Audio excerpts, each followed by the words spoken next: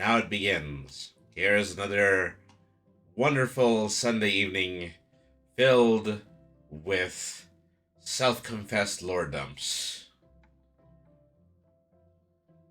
Yeah, what probably qualifies as a cosmic terror. Uh huh. And well, Cosmic Terrors are going to be the name of the game today because we're mostly going to be working on the demigods and champions of the godly pantheon that we created from last week. Well, then again, lore dumping probably does qualify as like a kind of terror that humans just aren't meant to handle. Uh huh. You're expected to do so much as a writer. I saw this on a meme slightly earlier today. Um, as a writer, you're expected to manage your own time, arrange your own schedule, make sure that you provide yourself with ample opportunities in order to do editing, and simultaneously, you have to be a uh, mistake. You have to be a type of wonderful magic floating fairy who transforms and spins elaborate fairy tales all across the universe that you're creating. Yes, indeed. However, I also saw a meme where like a player was specifically using their character's incredibly long backstory to torture information out of a hostile NPC. Or that. Yeah, pretty much. Yeah, you always go right for the violence. Yeah, it's like that kind of like a joke about like alternative uses of torture being like like taking out a knife, like cutting a piece of cake and saying cake is for talkers. It's like that. Hmm. So I think that's what we're getting at. Creative writing is cake. Yep, yes, indeed. And just like cake, there are lots of ways to make it. Like no two And cakes more can really ham. be the same. And, and there's plenty of different ways to making your cake specifically how you want to make your cake. Especially tailored to uniqueness. And you can't make a cake without breaking a few eggs. Of course not.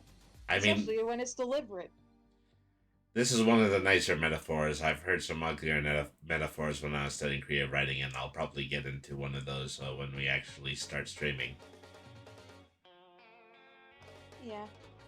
Alright, well, anyway, let's go ahead and start the song.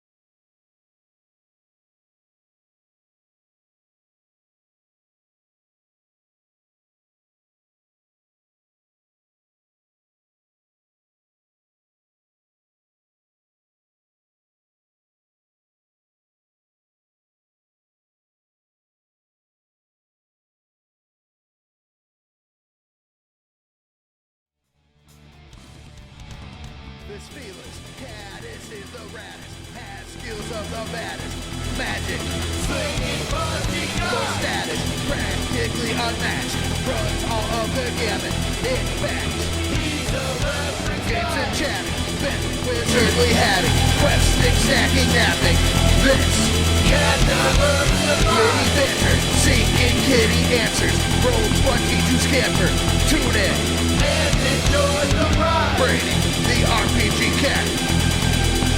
Brady, the RPG cat.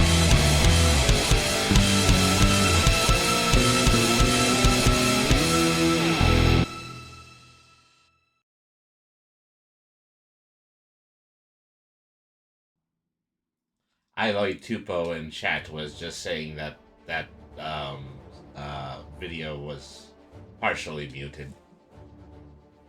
Oh. Ah, well, not everything works for every stream. This is what we anticipate. Yeah, Yeah. pretty much. Mm-hmm. Welcome to being part of the Scuff. Yeah. They, Hate we're, it here. Yeah, well, we're grateful to anticipate watching the wheels come off together. And then rapidly trying to like put the tracks back right before, or the entire train is about to go before it actually goes off the rails. Yeah. All right. Well, let's go ahead and let's start the stream now. All right. Hello, everybody. Hello. Hello, cats and kittens. Hello, felines and felidae, humans and variant humans, every race, class, and subclass. Welcome to another episode of Brainy the RPG Cat. I'm here once again with Mimi, and this has become a Sunday tradition of ours. We are working on the tabletop manual for the Baron's Wasteland. Is a bit of creative writing that we hope to have finished and be able to be producing soon. So, last week we worked on. That is me. Yeah, Ew. yeah, that is QB. Or did I say Mimi at the start of the stream? Oh, gee whiz. You said Mimi at the start, but still, doesn't really matter. Basically Yeah. the same thing. I can't hold it together anymore. All right. Just keep going with what you were about to say. So, what was I about to say? Oh, yeah.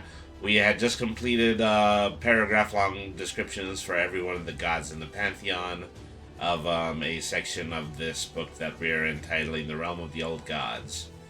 Okay, so this is what we did previously. The god Aodel of Life, considered the de facto leader of all the gods, holds domain over the ability to create life.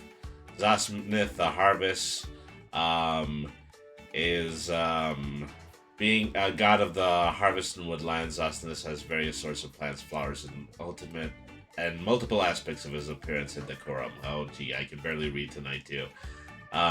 Illume. Yeah, well, I mean, it'll be funny in retrospect. It's not very funny right now. Okay. Illume, the goddess of truth, one of the Monochrome brothers, a manifestation of the concept of right and truth, taking the form of a feathered dragon who radiates pure life. Masspor of the depths of the mass ocean surrounding the barren supercontinent. The ultimate source of life. Masspor is an essential and highly worshipped entity. Edamir, the god of ages, taking the form of a golem with a large face eroded by a constant stream of sand blowing across the mountaintop. Leiting, the god of ideals, the other sibling of balance and possibilities. In contrast, takes the form of a stone dragon with platelet scales surrounding an inner core of highly electrical plasma. Korudo, the skies, taking the form of an aqua blue serpent with white wings, representing the change in weather, tends to keep herself from the clouds, remaining one of the more neutral gods in the Pantheon. Ninai, the goddess of light, I believe it was a goddess, or Yep, that's correct. taking the form of a large sphere composed of multiple light-reflecting prisms. Eadem, the god of rot, the humanoid lizard, perpetually surrounded by noxious mist. Yeah, specifically the partially decimated corpse of a lizard. Obsessed with the inevitable destruction of all things. Terra, of the land. Terra, Pretty much polar yeah. opposite to Masspor. The form of an android reptilian covered in platelets, possessing a thorn tail. Alicia and Harlequin, the twin gods of war. Alicia, the sister, and Hannequin, the brother, who diametrically oppose each other in their views, but host trials daily when testing the fighting spirit of mortals deemed worthy of Nora.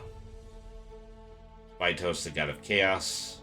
The flip side of every creation element within the Barons, creator of shadow mana, and taking the form of a large raven in a state of constant mutated flux.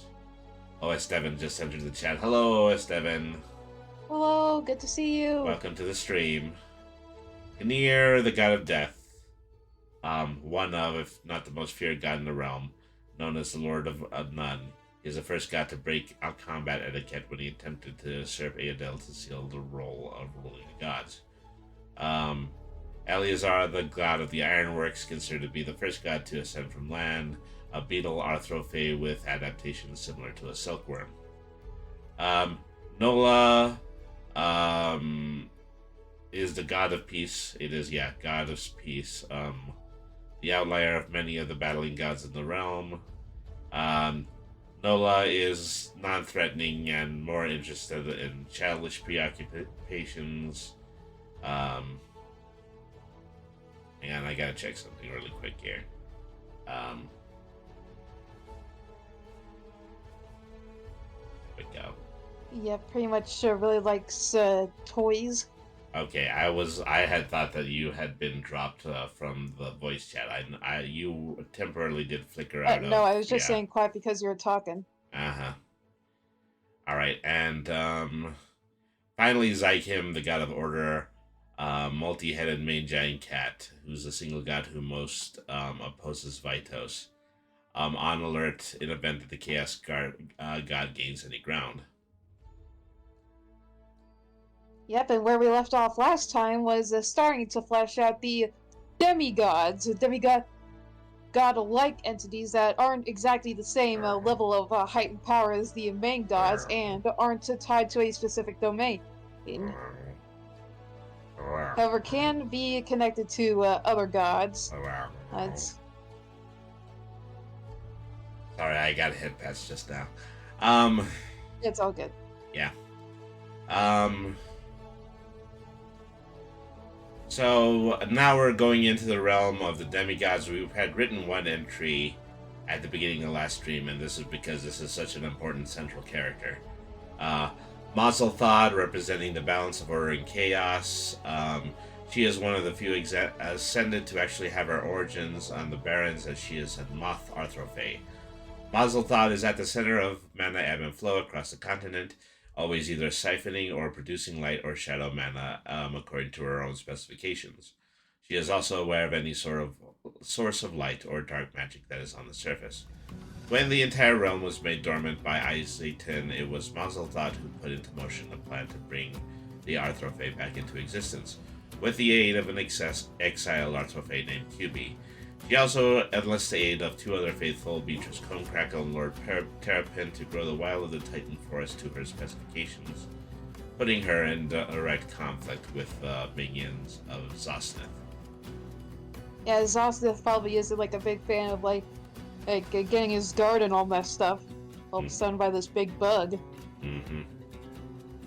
And so now we just have the names of several other demigods: Mrafrapraz, Pharos, Celestia, Nora, and Hera. No, it's Celestia. No, wait, I messed it up too. Celicilla? Yeah, Celicilla. Celicilla. Okay, I've got that now. Okay, here's hoping it'll last. Comet Drugar, or is that Odrugar? Yeah, by the way, yeah, as you can clearly see, it is not Celestia. Please don't sue us, Hasbro. We've seen what you've done to someone who so much is like got the wrong of kind of your cards. Or it's like, we don't want any trouble. Please do not. Please don't come after us. Well, because there's not an adult content element of that. That's really why it's very unlikely that we're going to get sued. Yeah, I know. Just making sure, because I mean, they pretty much said Pinkerton is after somebody. I mean, like, at this point, I'm pretty much hoping to not take any sort of chances. Uh-huh. Okay, so Collard, Geraldine, and Mathilde. Probably, yeah, members under... yeah, kind of a trio of three musketeers sort of gods. Tandem fighters, because, yeah, we've already introduced tandem fighting into this universe. Yeah, a whole bunch of fighting. Dionel, Eddie, Sprith, and Tenoris. Yep. And the champions, yeah, of the demigods, who are, yeah, just immortal avatars of the demigods that exists on the surface of the Barrens. We have Izaytin and QB and Padfoot, Gardania, Skak, Porcus, Them, Thunderhoof. Squawk. Squawk, yeah. Porcus. Squawk. Squawk. Porcus, Them, yeah, Thunderhoof. Yakis, Mary, Artsy, Rorzak, Salius, Zip, Wake, Akosi, Brild, and Gossen. And so we had previously, we'd had some artwork of the champions that had been drawn by QB, but we're going slightly back and Yep, just we're gotta doing some do some reworking of it. revamping with some little help from my friends. Yeah. Yeah, just from my dear friend. And, well, if you don't mind me saying so, it is because, it did have some similarities to specific types of Pokemon. Yeah, I and, know. Let's just not on here. Oh, all right. Yeah, I know. That has suddenly become a it's kind of problem in the embarrassing. greater part of the web, Well, yeah, Yeah, I won't bother you more with it if it is. Yes, please. Yeah. Personally, I understand this to be part of the creative process, but I digress. So, let's go ahead and let's get started with working on descriptions of the demigods. Demigods. Yeah. And so, I'm hoping that, you'll slightly lead a little bit more on this, but, probably so that we can avoid, typing things out and talking simultaneously. What you can do is you can say some descriptions of what these individuals are, and then I will start typing them. Does that sound good? All right. Yeah, sounds good to me. Okay, so Mafra-Praz, the demigod of...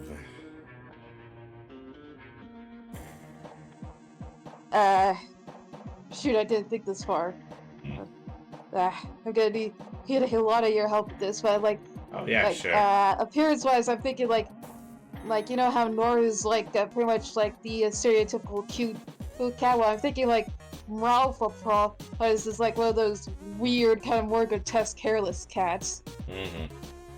Okay, so are they directly associated with the God of Peace, or Not really. no? Just happens to be coincidences. It just happens to be a coincidence that they're similar. Okay, so... But only in very certain aspects. Okay, whoops. I got caps locked on. Demigod of the balance between... Let's keep going with balance, because that's good when it Oh wait! I comes got to an a idea. general scheme. Pretty much the kind of like the maybe like something like the process of like ending wars in order to have a peace, because like it is understandable that there can't really be peace without things like war. Of War and Peace.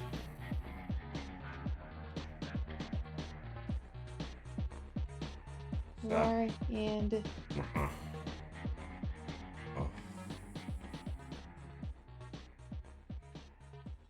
Praz.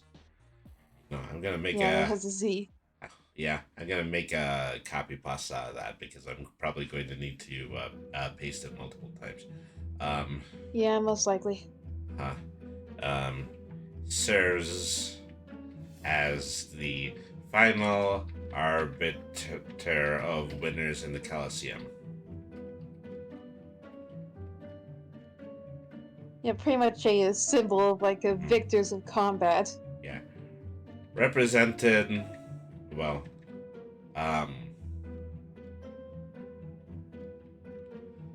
a feral looking house cat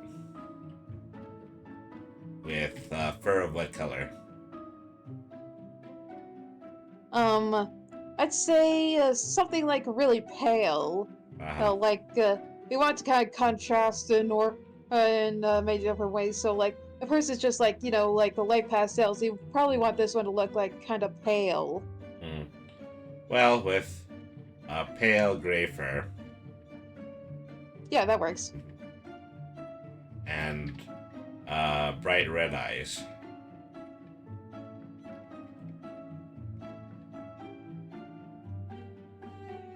Mafra-Praz is the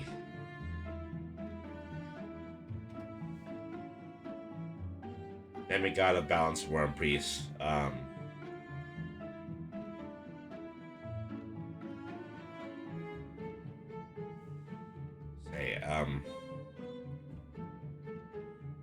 Ascended due to their very acute sense of detail in all things, falling just short of their own appearance.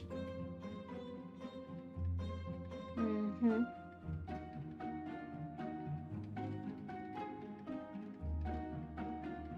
And demeanor. So, effectively, they see incredibly accurate and pinpoint things when it comes to other people, but are completely and totally daft when it comes to their own Yeah, appearance, it's kind of like not grooming. really being too self-aware.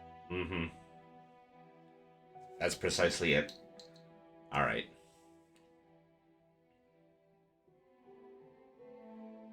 Hi, the Hmm. Big Lee. Hey, Thank you very much for tuning in.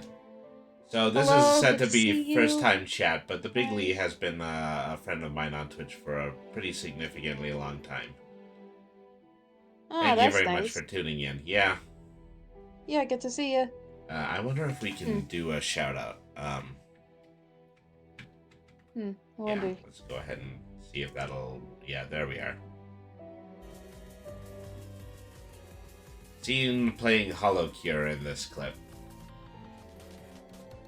Oh, I see. Well, hello everybody. It's Monday, so that means some Hollow Cure today. I hope everyone's ready for a good game of Hollow Cure. Let's see how far I can go and get some more stuff, shall we? All right. So let's see. Going on to Pharos. Alright, this Pharos is the demigod of the balance between war and blank and Hold blank. on. Hold on, like, I'm pretty sure. Yeah, Pharaohs is kind of like, kind of a similar kind of, like a similar case of Illume, like, kind of being like Farley, but more like, Legends of a Phoenix. Sort of like that. Mm-hmm. Is that life and So, death? yeah, Mm-hmm. more life and death. Okay. They take the form of A massive massive red peacock. Mhm. Okay, they take the form of a massive red peacock.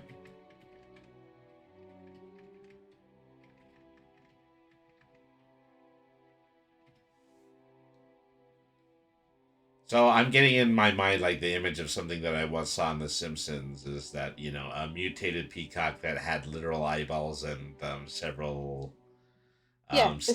stingers like Yeah, a pretty much like a literal eyeballs on the uh-huh, tables. In fact, that actually comes from like a Greek legend where like as punishment uh-huh. for a guard who had like a whole bunch of eyes, like Hera took the eyes of that guy after failing his job and just put them on her peacocks. So and that's why, and according to that myth, that's why peacocks' tail feathers look like eyes. Mhm. Game Night 00 is in the chat now. Wow. I think a lot of the regulars have shown up for tonight's chat. Thank you everybody for tuning in. Yeah, wow. Oh, hold a big audience tonight, huh? Mm-hmm. All right. Um,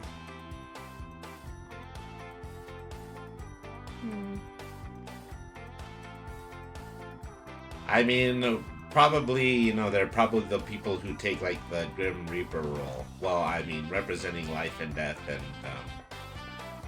Yeah, sort of like Uh-huh. the combination of something like the Grim Reaper and also kind of like biblically accurate angels, kind of like that being not afraid, kind of like trying hard to kind of like not cause that afraid thing, like in Be Not Afraid. Mhm. They appear before each being that witnesses it at the same age of as that being, and in um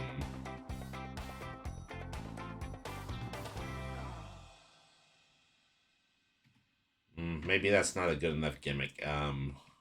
Hmm. Yeah. Hold on. Maybe Uh-huh. it kind of like Okay, I don't know. well, Maybe like picks up a soul and like you know how birds will collect things and like mhm. put them in this somewhere where they'll later be reincarnated later. All right, yeah, they perpetually carry a uh, satchel full of bones representing mortals prepared to enter the realm of Nier. Uh,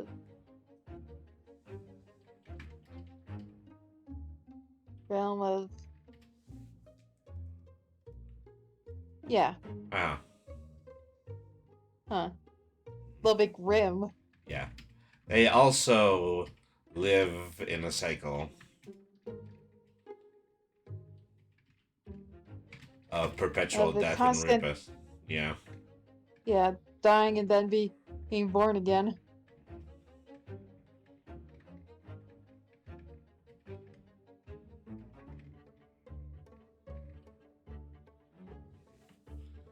All right.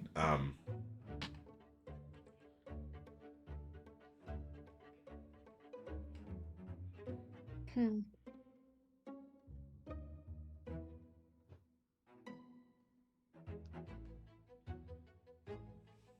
Hmm. Yeah. Oh, Um. wait, I know. How about a little extra something, and like saying that having one of their feathers will bring you to good luck if you're lucky enough to find one, mhm, and even though it will feel like you're always being watched. Yeah. Um. So, how about this? Holding one of Pharos's stray feathers will will protect you from any harm as long as Pharos is in the living phase. Ooh, yeah, sounds good to me. All right. All right. So then Salicilla.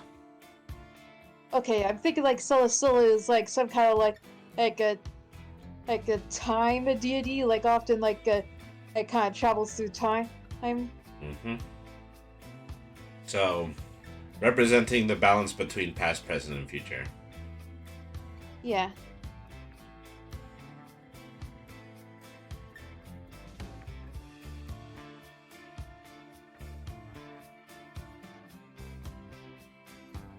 Hmm. I say that Celestilla has a strict code to not intervene with certain things in the pack Mm-hmm. in certain periods of time. Mm-hmm.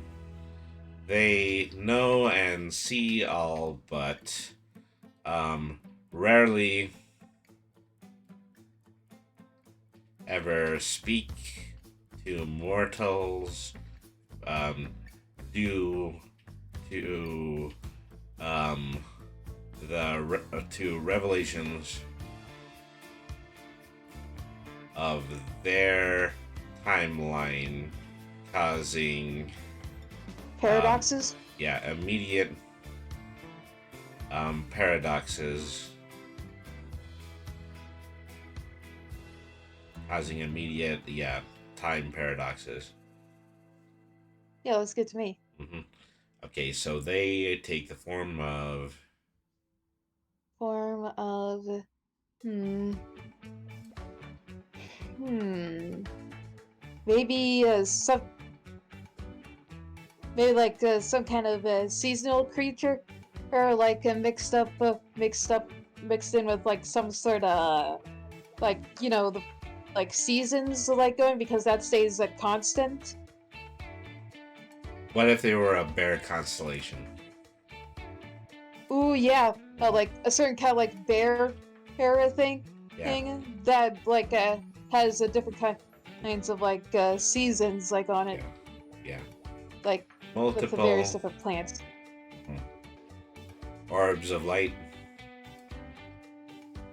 resembling stars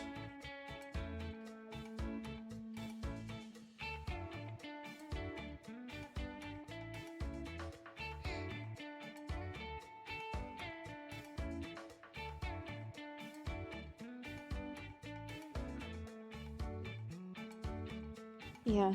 Mhm. Hmm. So it is said that even bearing witness, or maybe that's an unfortunate pun. Literally.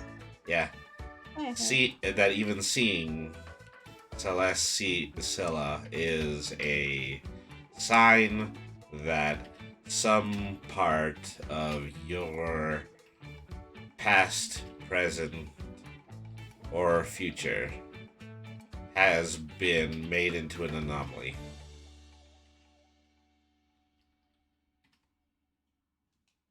All right, looks good.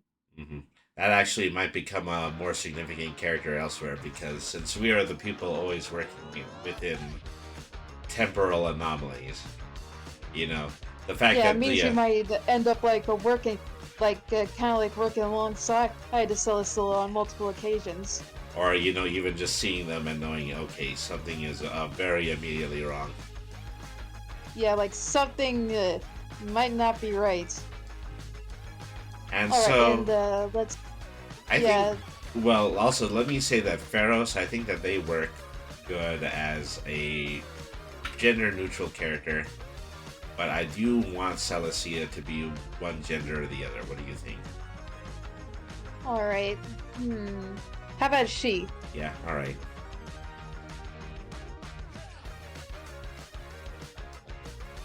I'll deal with those. Mhm.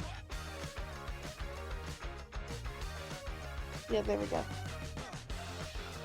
All right, Nora and Harris, and I would imagine like are two twins. Is that kind of like deal with things like emotions? Mm-hmm. Hmm. Like, Yeah. hmm. So how have Well, we how they could, like, represented emotions before? That's the first thing that I'm looking at. I think kind of like the differences between like more masculine and feminine traits, Mhm. or maybe something like that. I Yeah. don't know. It's like kind of like a do. I don't know, like maybe like doing something because you want to versus having to do something because you have to. Mhm. It's kind of like that constant battle between like constant and Yeah. like conflicts or whatever with like the heart and the mind. Um, the twin gods of purpose. No. Well, um, of will and fate. That's probably the best way to put it. Yeah, looks good to me. Uh-huh. Kind of ties into like Illum and Yeah. Leitain as well. They represent the balance of a person's free will and the necessity of them to meet their inevitable fate.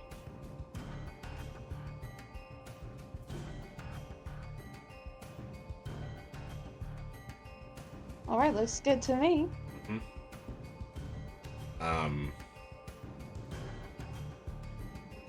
resembling elf-like humanoids with a tendency to change gender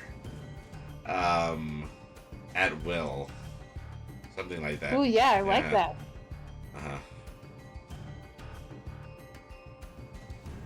Represented by no.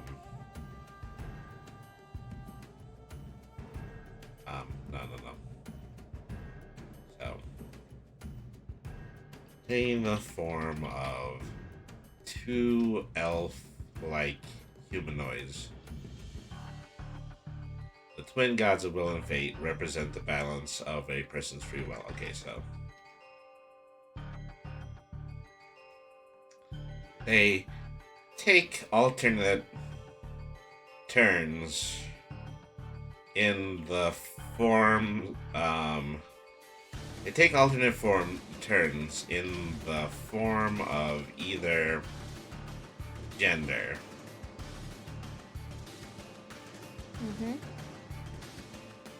Yeah, this would probably mean that like that they're really linked. Like if like to the point like if one sees something like the and the other, even if they did technically see it, they still saw it because like one of the two who saw something.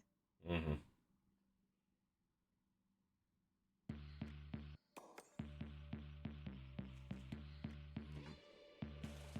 I'm trying to think about, what it is about them changing gender and what that represents in terms of Will and Fate. Hmm.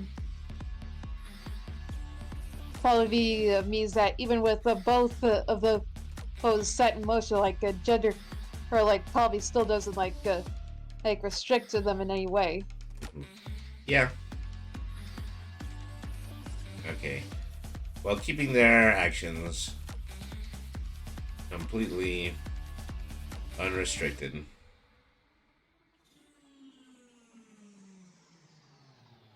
Yep, looks good to me. in the yeah.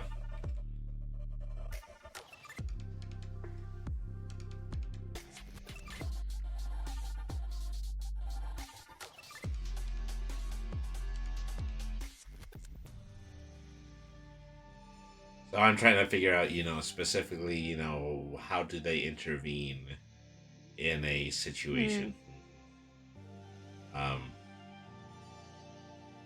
Hmm. say most mortals only hear their voices, um, and only when they experience a crisis of their own conscience.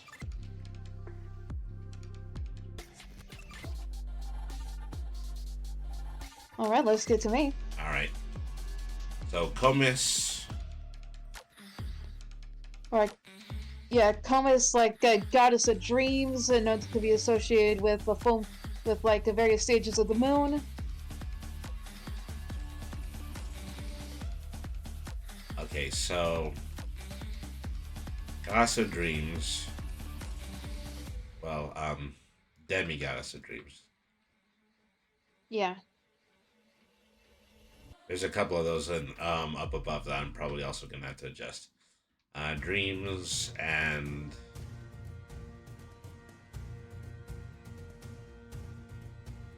the Hmm.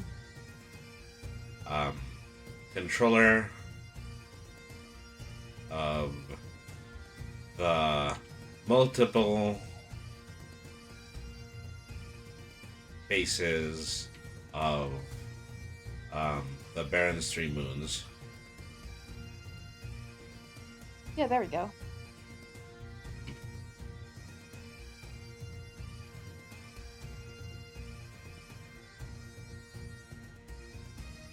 Hmm. So she's another deity of the sky, and so we've kind of established that they're more in cahoots with each other than any other of the. Yeah, they're more like in sync with each other Uh-huh. and like hardly ever get into like certain kinds of conflict. So they serve the goddesses. Um, Ninai Pretty much. and yeah, Kurado.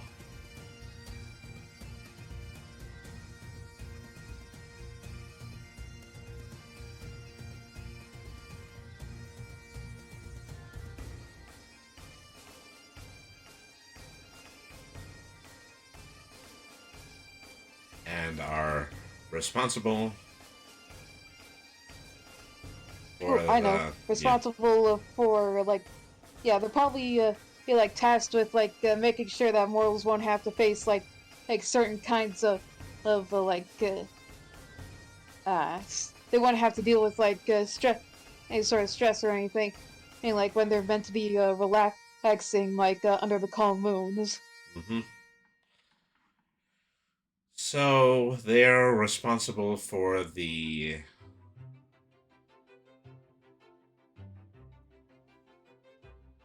Hmm. curative properties of sleep, of curative properties of rest,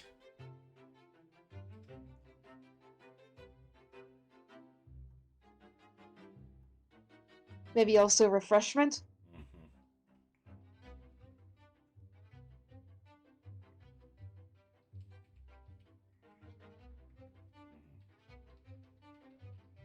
A refreshment for all mortals in the Barrens.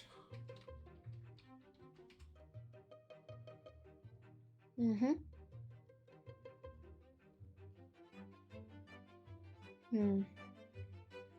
Okay, so what does she look like?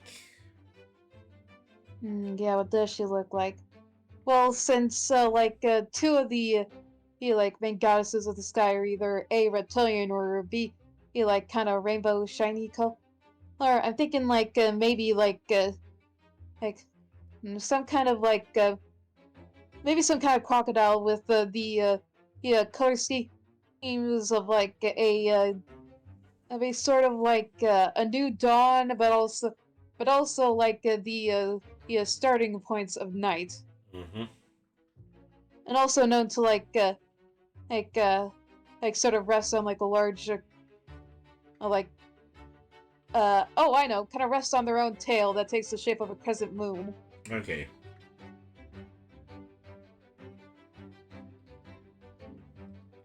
A large primordial lizard, strongly representing an alligator, resembling an alligator,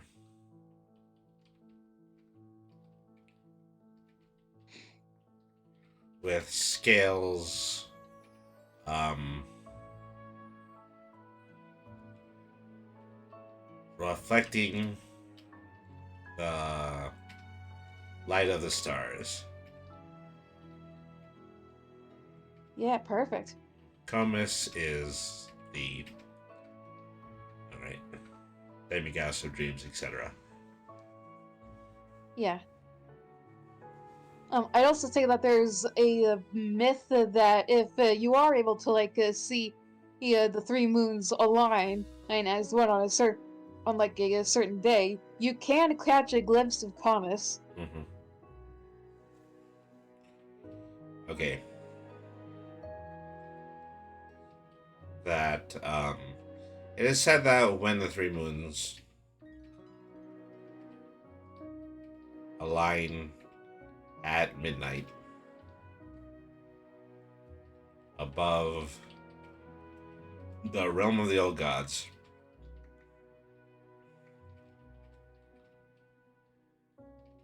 you can catch a glimpse of Comas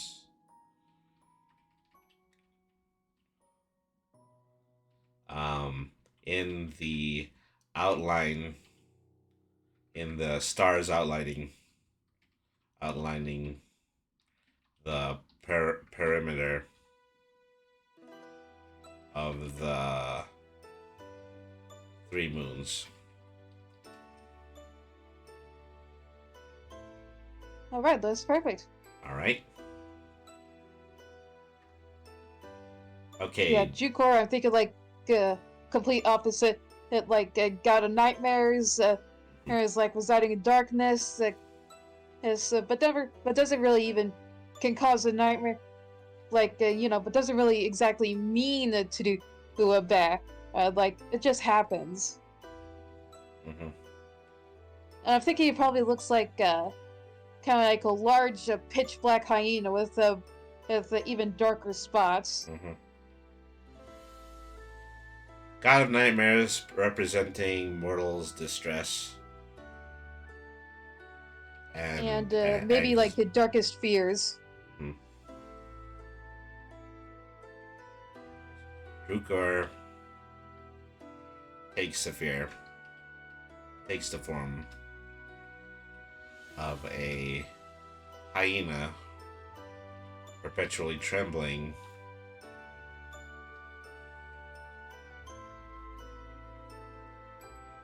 and filled with obvious external anxiety. Yeah, I like that.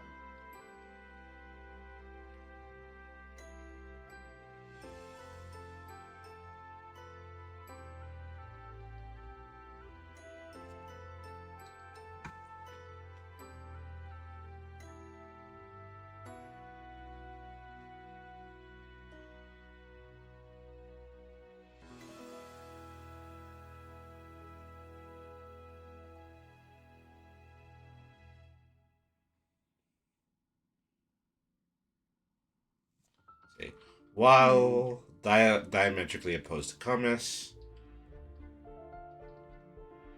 I'd say that they actually have a close relationship as Yeah. they somewhat help Um, each other. Uh-huh. Sure.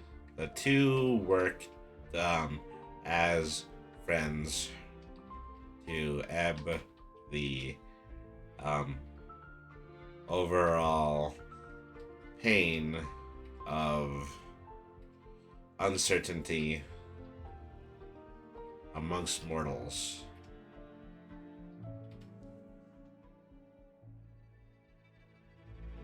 Ooh, yeah, I really like that.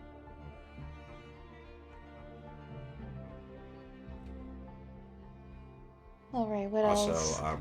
the spots on his back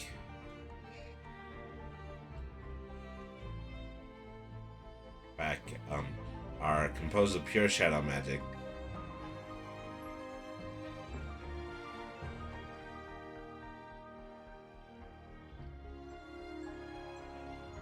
Which creates cosmic cataclysms such as black holes.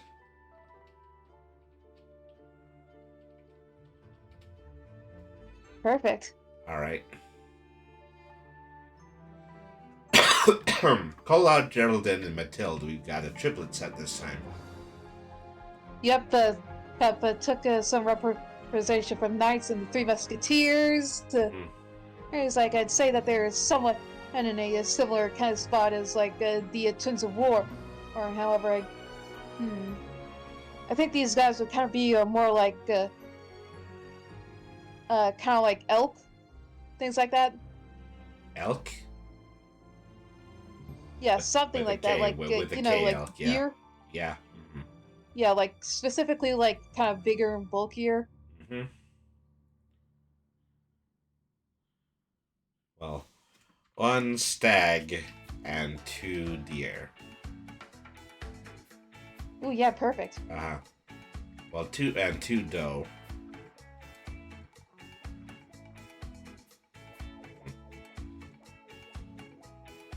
Yep, looks perfect. Looks good. Looks good. Yeah. Colart, Geraldine, and Mathilde are the demigods representing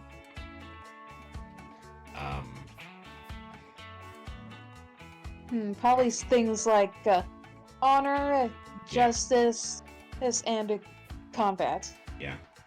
Honor, justice, and bravery.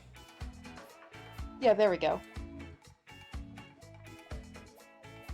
They are said to be the beings which encourage mortals to act valiantly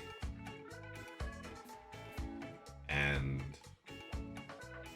well, do the right thing. Maybe it's a little bit too cliche.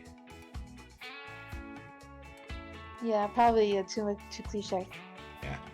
With a sense of not quite urgency. Probably like inspiring hope. Yeah. To act inspired in dire situations.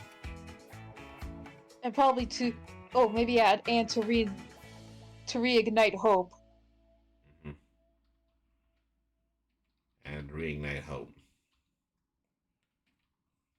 So I feel like they should have some kind of role in the Colosseum as well. Yeah, I also say that I also think so. Mm-hmm.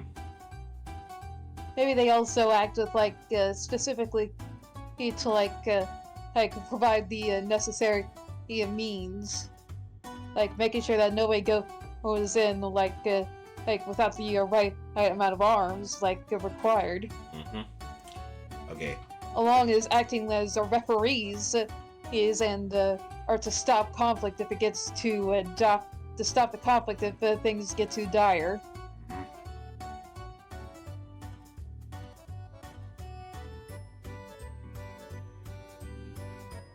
They provide weaponry and encouragement to individuals entering the Colosseum.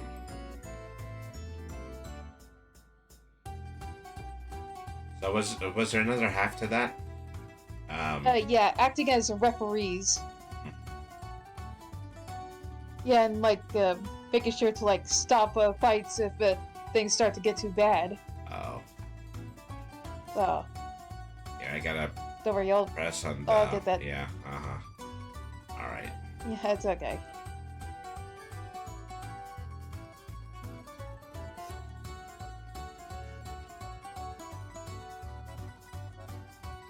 All right. And serve as referees, often calling out any behavior that is contradictory to the will of God of Order, Zykeem. Yep. Maybe I still didn't spell that right. Zykeem, there was a Y in it. Let me see. Yeah, you did. There's like a Y in between the G. Like, get rid of the I. And yep, there it is. Okay. All right, next up, Dianel.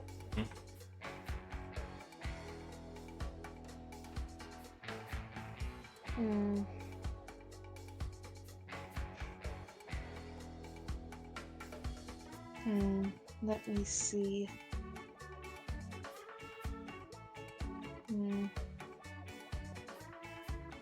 Let's see, let me see. Oh, I know. What about a demigoddess of wealth or fortune? Yeah, alright. The balance between fortune and poverty.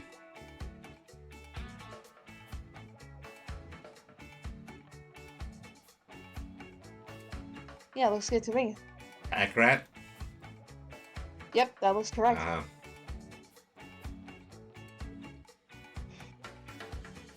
Dianel takes the form of a packrat. Maybe some kind of a mouse. Okay. Yeah, some kind of a mouse that, and like, yeah, like a mouse. But also like elements of things like jewels. Yeah.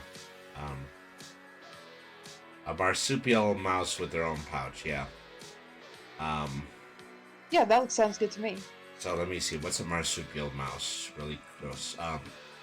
Bandicoot comes to mind, but also maybe Jerboa. So that was a suggestion by Game Night 00, a marsupial mouse. Hey, yeah, shout out to you. That's a good one. With a pouch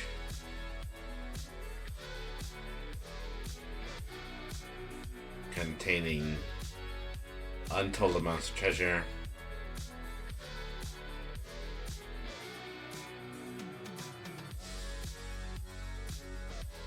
Ooh, I think of what I think of what she gives is dependent on whether like someone actually deserves the wealth or not. Like she could give somebody what seems to be an ordinary rock, but later will appear to actually be, will later pretty much be like a precious jewel worth millions.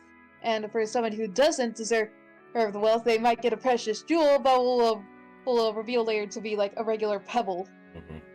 I was gonna do that, but I was gonna suggest is that she tends to either give or take away the auras of valuable objects.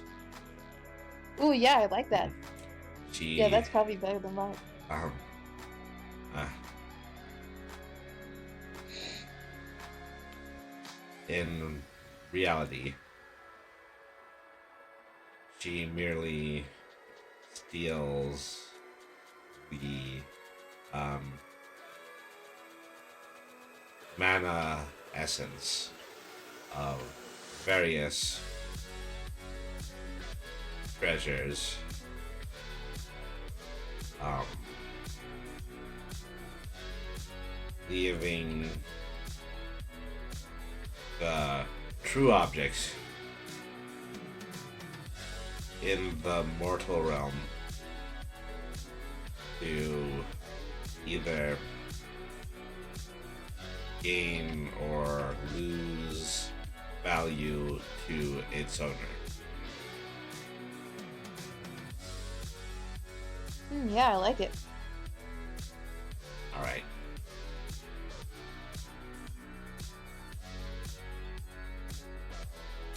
Okay, Abby. Yeah, I'm thinking like some sort of trickster djinn and kind of like this style thing. Yeah. Um, taking the form of a djinn. Actually, I think it would probably be like, like a djinn, but it looks more like a goat. Mhm. Okay. Okay, taking the form of an anthropomorphic goat. Well, taking the form of a goat human, because we have a precedent for that. Yeah, like monster folk. Mhm. Taking the form of a goat human, dressed in robes and a turban. Dressed in robes and a turban like that of a djinn.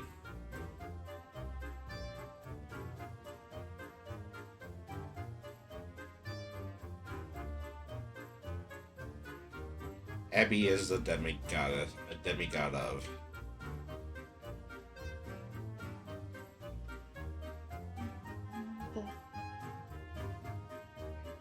Probably demigod of trickery.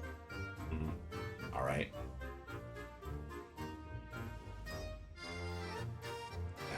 Yeah. He manages whether or not a turn of fate is good or bad. Mm-hmm. He is the arbiter of whether or not a deed done by a person, by a mortal, is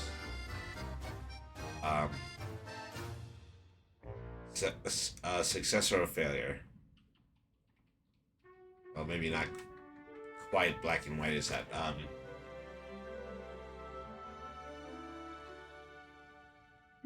Is fortuitous or a failure.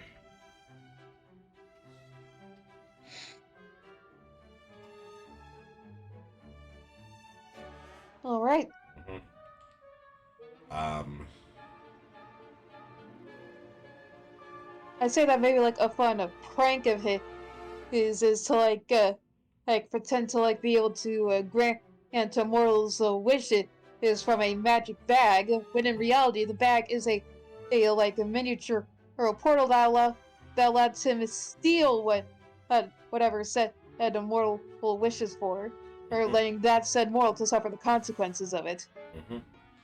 Okay, so I think I can put a little bit more action into that. Ooh, all right. Okay. Hey, let's see what we got. Okay. Some mortals ask Abby for wishes.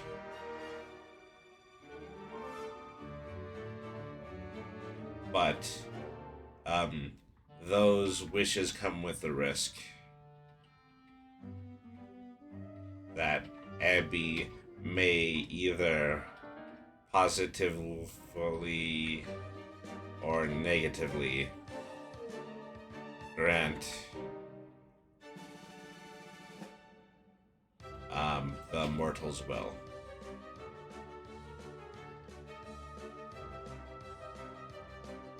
All right, that's good.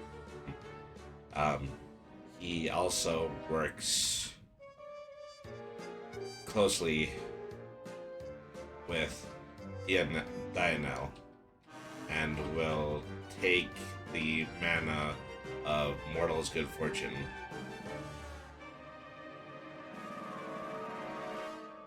as payment for his misdeeds.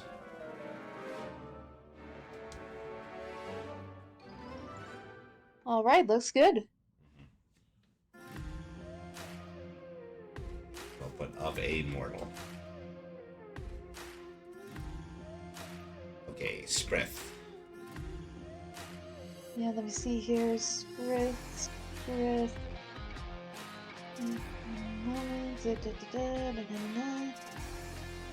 Okay. It kind of almost sounds like Sprite to me, so I almost want them to be like a Fey-like being. Yeah, we can do that. Let's see here. Representing representing the balance of the known and the unknown. Oh, yeah, sounds good.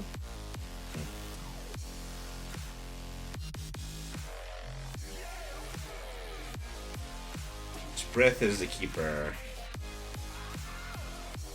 of secrets that mortals have yet to know. Or should not know.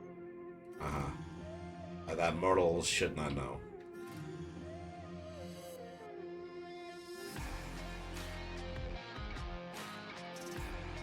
Composed purely of mana, but frequently taking the form of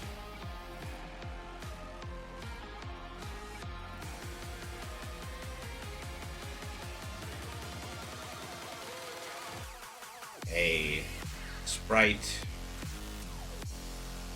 with wings of a dragonfly.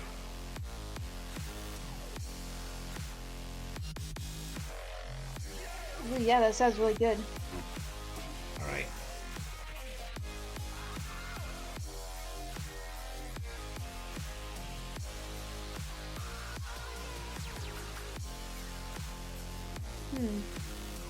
She is responsible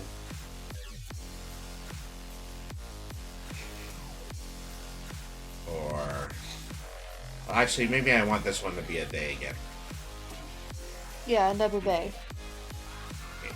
Sprith.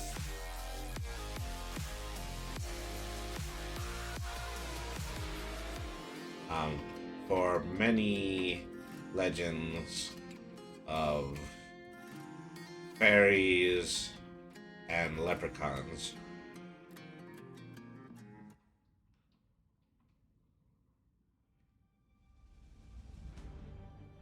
Mm-hmm.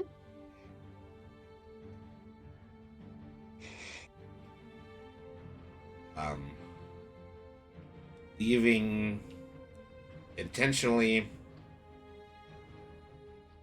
allowing mortals to continue to speculate about their true nature.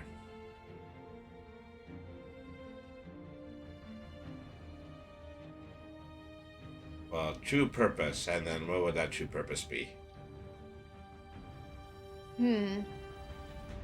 Well, maybe that we aware now because like Sprith specifically is keeping it away from everyone.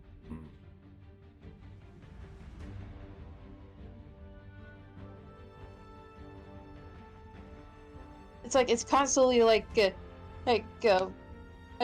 a wild goose chase out of like what's the meaning of life. Well, I mean, so I could just leave it at that. Intentionally allowing mortals to continue to speculate about their true purpose. Yeah, looks good.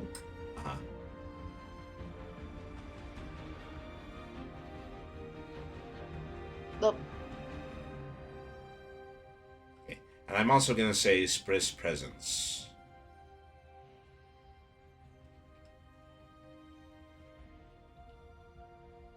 All right.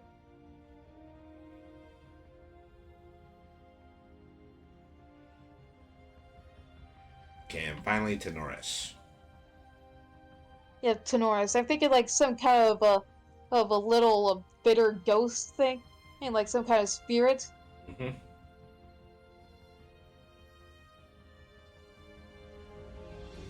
Like sort of associated with the god of rot. Mm-hmm.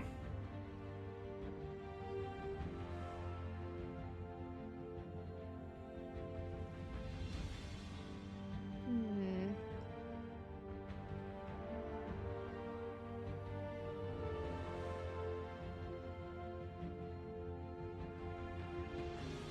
Tenoris is the god of very immediate danger. Seeing him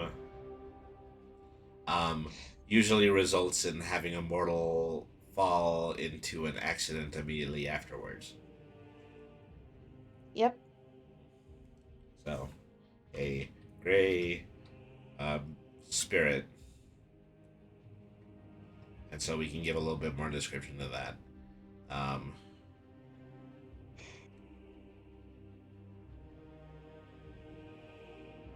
Hmm. Yeah. I'd probably say it looks sort of like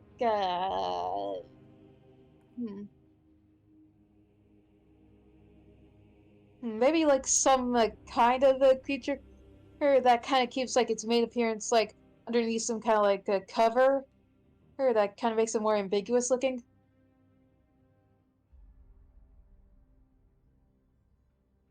Yeah. A gray spirit, um, perpetually covered in a hood and long flowing robes. Um,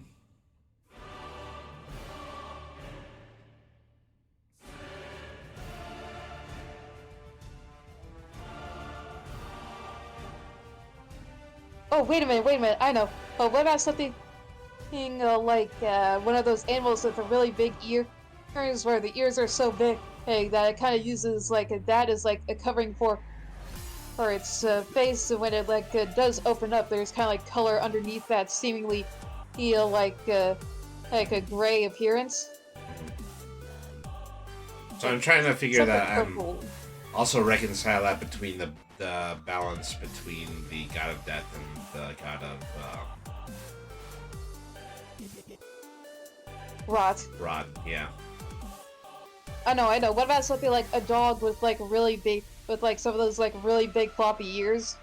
That's something like that. Hmm. You know, something like a dachshund or basset hound. Okay. Plus, in various different But kinds of this is a mythologies, hounds different- are like Yeah. a sort of like sign of like the disaster incoming. So, taking the form of a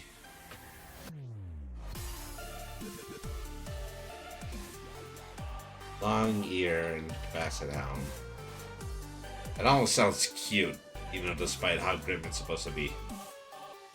But wait a minute, wait a minute, like what if it like it's like some sort of like poodle chihuahua thing, like those things are specifically known to be like awful. Yeah. Form of a small feral dog.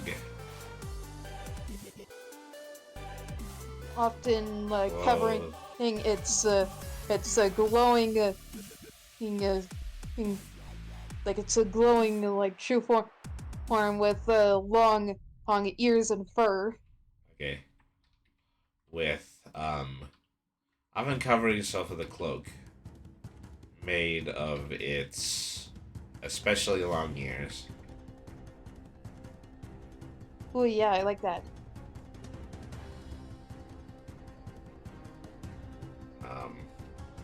Tenoris is the god of immediate misfortune.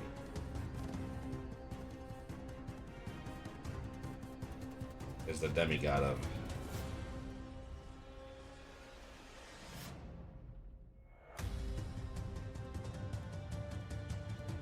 Well, let's just go ahead and just say misfortune. Yeah. Whoever owns one of those, like, one of those kind of dogs, you probably know what I'm talking about. Like, those certain kind of dogs that, you know, they're crusty. Like, one way or another. They are, in fact, crusty. Okay. Okay, a direct minion of Eadrim.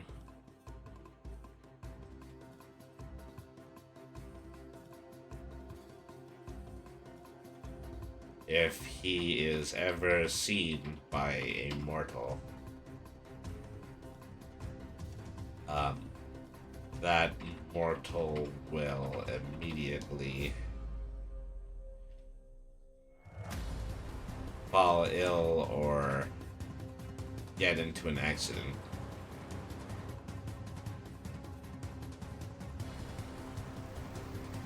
Kind of like the inverse of black cats spreading bad luck, but instead it's like this dog thing. Mm-hmm.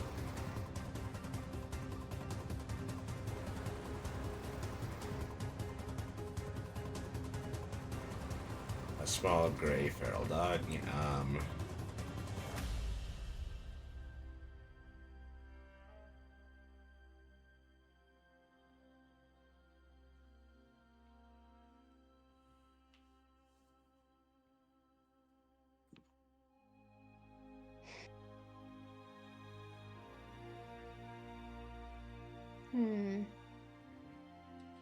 Maybe it's maybe it's part. What? Despite their association, Tinnerus has made Eadrim's association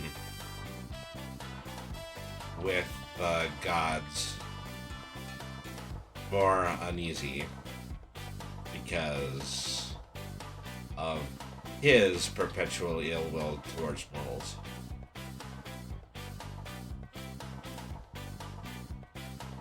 This sounds good to me. Uh-huh. So So probably jealous of a lot of things. So while Eadrim is the person who attempts to fairly allow the inevitable defeat of humans, and Nier is just the owner of the realm of death. The most hostile one of the three is Tinnerus. Yep. And if anything, the fourth, like Vitos, is probably the most unpredictable. Mm-hmm.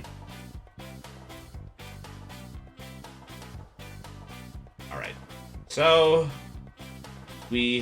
at some point, I'm going to write a paragraph that just goes directly underneath all of these classifications. That's going to define them a little bit better. Please. Yeah. So the demigods are are directly beneath the regular gods in their hierarchy, and then beneath them are the champions, who are individuals. Yeah, a lot of them are extensions of the other main gods. Mm-hmm. All right. So Izaten was formerly, and so this is what we had established, is that formerly the god, formerly the champion of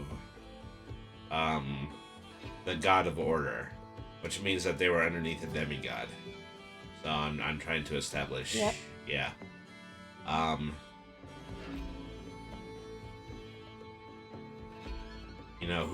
Who the most just demigod is, which would probably be Collard, Geraldine, and Mathilde. Yeah. Mm-hmm. Okay. Once the champion representing order, apprenticed by Polar Geraldine and Mathilde.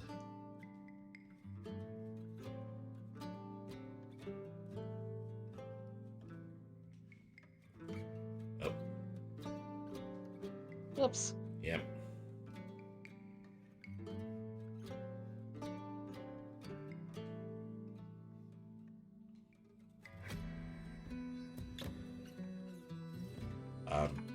Izayton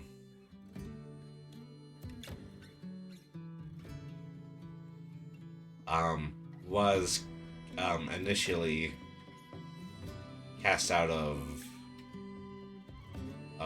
the realm of the old gods.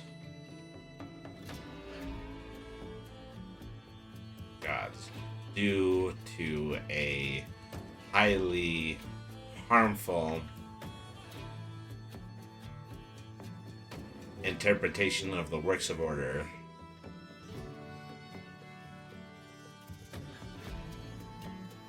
Which had the potential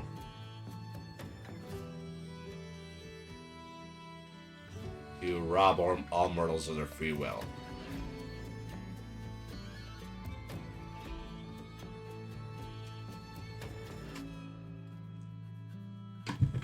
Mm-hmm. Looks good. Alright, so. Especially for an evil backstory. A blue skin dragon? Or Yeah. okay, Well, dark, he was he is a gray. Mm-hmm. Yeah. A dark gray dragon.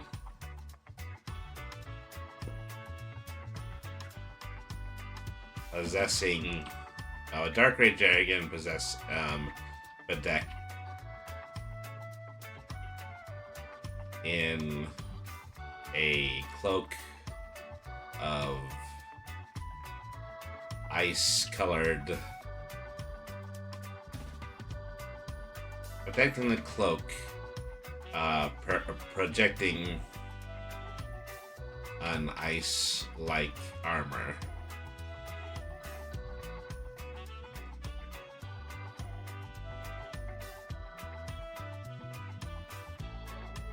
Mm-hmm. Okay. His absence is the reason the Barrens never grows intensely cold.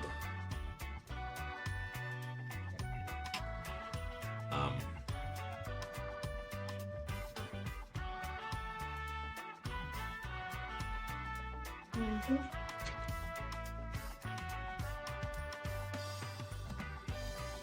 Since his banishment, however,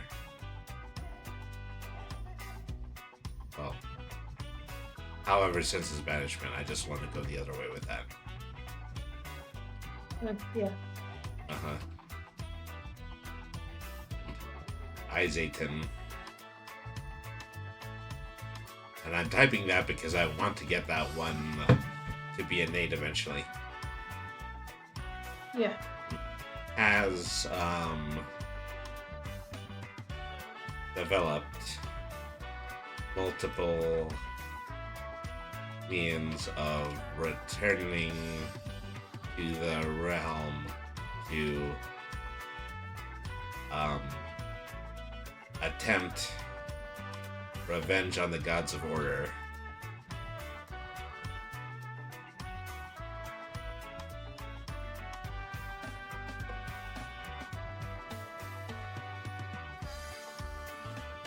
The most recent of which, getting a little too far to the bottom here, of which is the procurement of the shackle of A shackle of evolution. yeah. And so the shackle of evolution belonging to Zytheim Aizaton. Yeah, Aizaton. So we had already established this, sometime going way back into the lore writing, is that of the two shekels of evolutions, items that gods have placed onto the realm of the Baron's Wasteland, excuse me, that Aizaton actually has the good shackle, the one that is supposed to Yeah, and reestablish Kyubey order. pretty much has the bad, corrupted one. hmm And so it is to say that Zykem is using a good item for nefarious purposes, and QB is using a nefarious item for good purposes. Yep.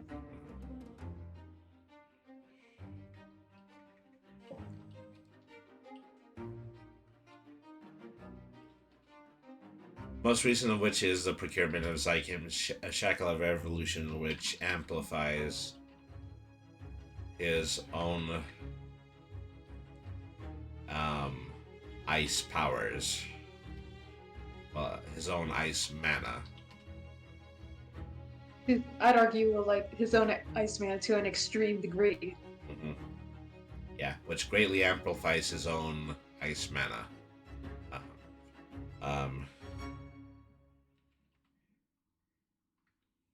As a means of revenge, he also frequently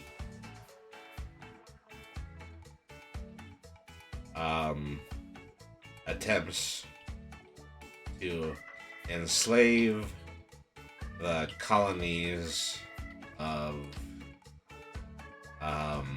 Arthrophae on the surface of the Barrens. His own frigid magic being the ultimate deterrent to any resistance against him.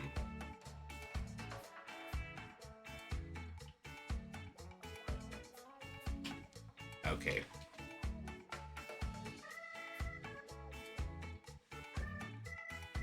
So we're going into very Yep, and deep then there's me. spoiler character. Goodbye. Yeah, we're gonna go into significantly significant spoiler territory. Yep. Okay. Yep. If you don't want to be spoiled, you best want to go right now. However, if you don't care, stick around. Yeah. I mean, this is just our lore after all. We were going to give it to you anyway in a future show or something like that.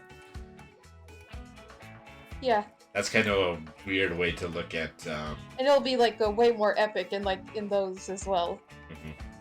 Absolutely true. It's not the getting there; it's the journey. At least when it comes to my lore. Yep, always is. Okay. Well, the youngest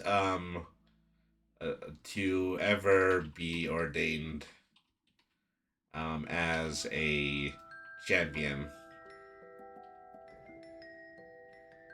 QB is the champion of Muscleton.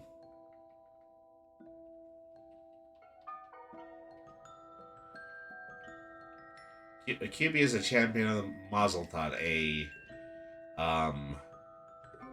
member of a small colony of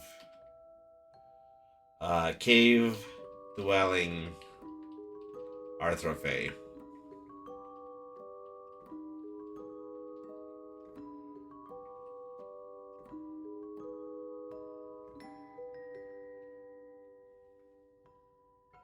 Probably should be like a cave-dwelling arthrophae species. Yeah, cave-dwelling spider Arthrophae. Yeah. Alright. So, exiled from his village by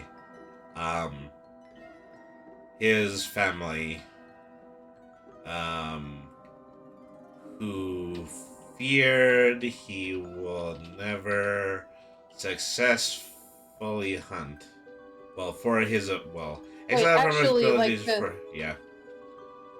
actually, like the thing is like he was pretty much dropped off in like to try to pull like classic changeling lore on like a family, but the family he pretty much found QB out and like dumped him in the middle of the woods, only to be taken in by like a colony of social giant spiders. Mhm.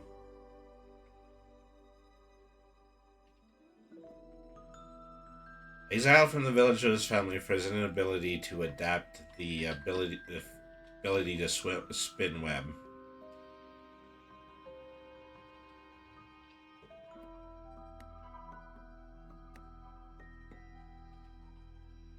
QB took to the surface.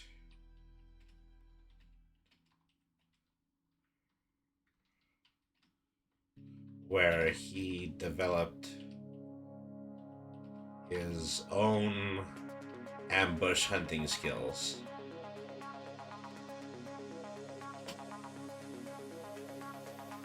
Yeah. At just 2 years of age, he was made a patron of the demigod of what have we said? QB is Muzzlethought is the demigod of order and chaos. Okay. Yeah, pretty much both order and chaos. Yeah. At 2 years of age, he was made a patron of the demigod and order of chaos, who I would say somewhat bent the rules of the pantheon by making him a warlock of something along those lines, making him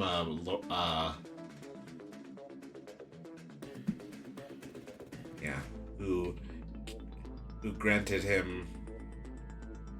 At just 2 years of age, he was made a patron of the demigod of order and chaos, who granted him the ability to control shadow mana.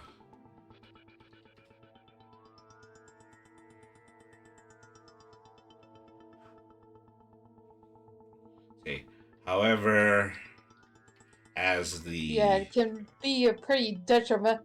Yeah, it can end up being pretty detrimental, especially if he has like an excess amount of that sort of power. Yeah. Mm-hmm. So, I want to say, however, as there were no additional followers. Okay, no.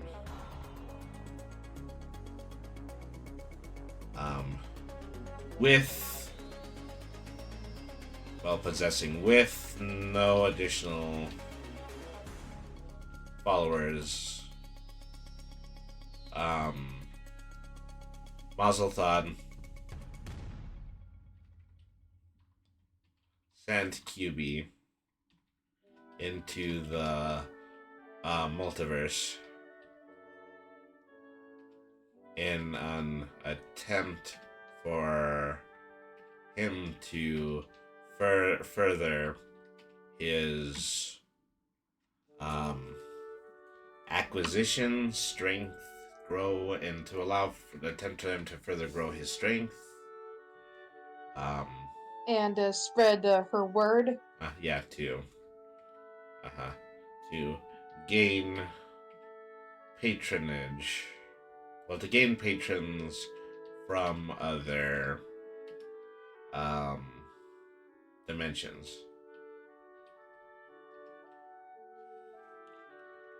For a year, QB was raised by the wizard, by the Denarian wizard Brady.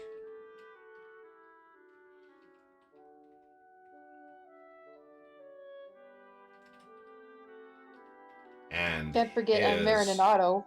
Yeah. And his adventuring party. Well, I'll provide all three descriptions. Okay. The time displaced automaton. Auto Doc Blue 37.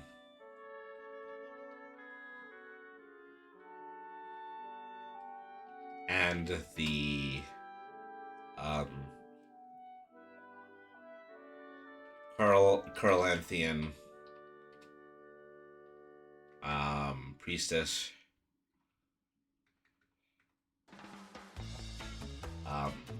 Marin. Darren.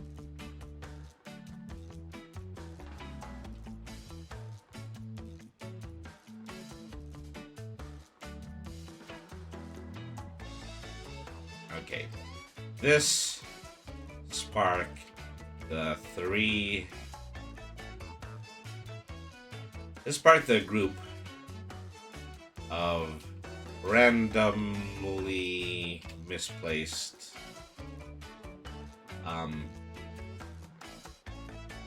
cohorts to allow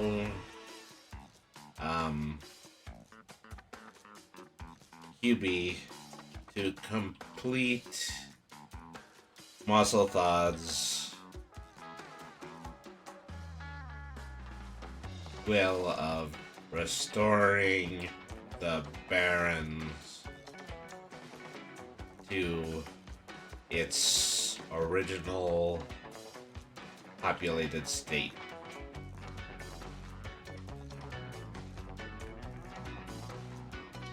All right, that's great.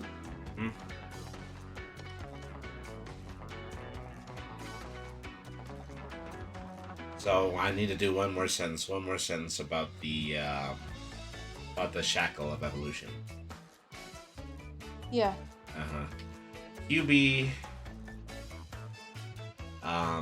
had most recently QB has gained the power of, and so since this is the dark one, then this would be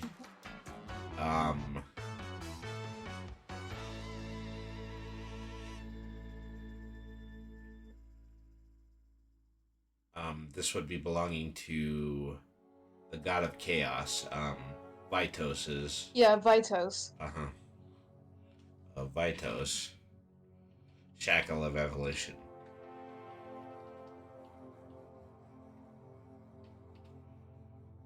While wielding the shackle, QB becomes a being of almost raw shadow energy. A How much form, going like completely feral. yeah, that is so powerful it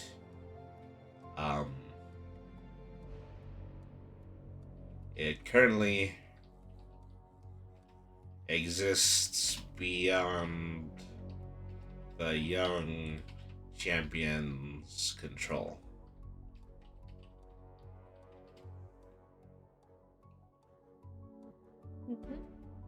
All right.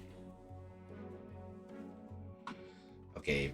So those were the easy ones because those are characters that are already because they've canon. already been established. Yeah.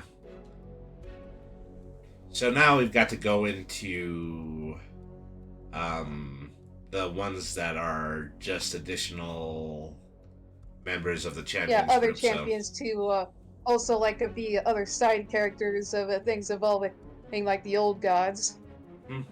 And also, I'm thinking of, like having these champions like could be somewhat inspirations or like confused for like certain myths, and legends of a certain kind of a monster. Yep. Like for example, Padfoot would be like a humanoid jackalope. Okay.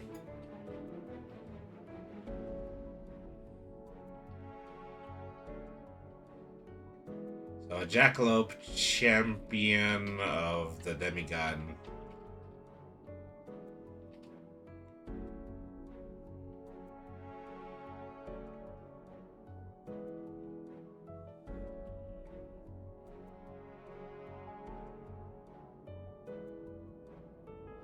Let me see. Say, a jackalope person, champion of the demigod. And let's see.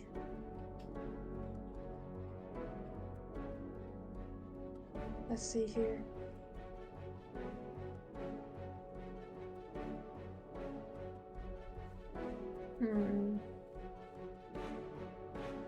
Let's see here. I mean, I can see jackalopes as being tricksters as well, so maybe it is of Ebby. Yeah, Ebby. Okay, of Ebby.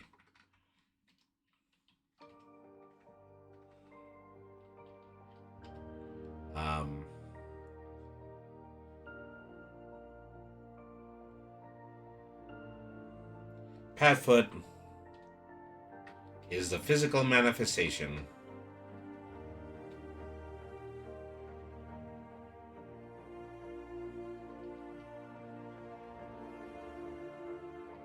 of the prankster god's will.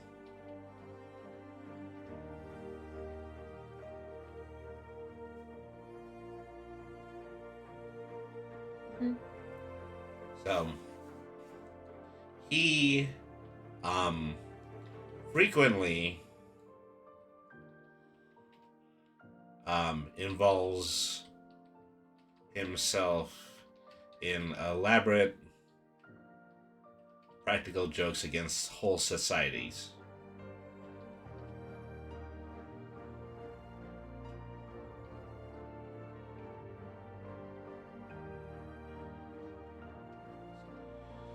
All right. He is considered to be a menace in multiple dimensions.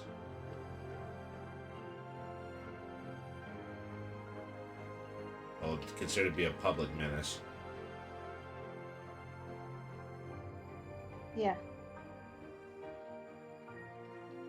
However, he is a very immature being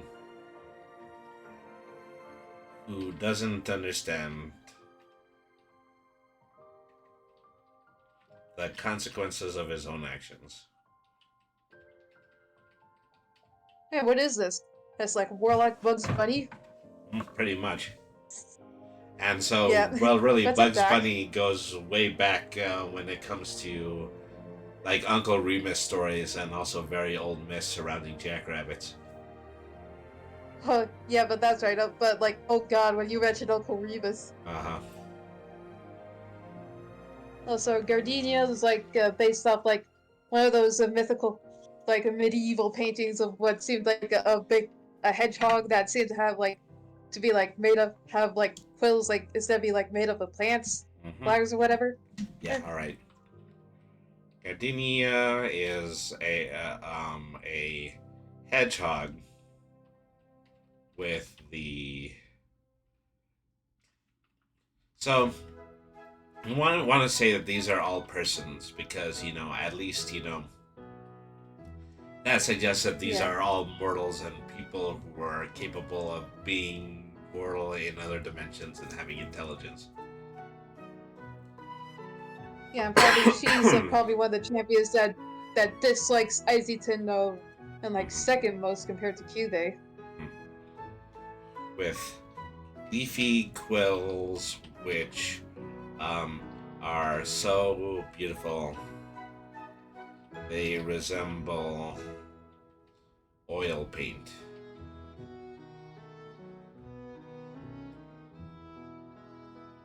Oh, I like that. Uh-huh. Gardenia is a hedgehog person, leafy quills so beautiful they resemble oil paint. She is the demigod, a goddess of Champion of Champion, Zosnith. yeah. Well, Zothnus is in the gods pantheon, isn't he? Well, it might as well be. Yeah. Well, let me put it this way. Okay, she is the champion of Zosneth.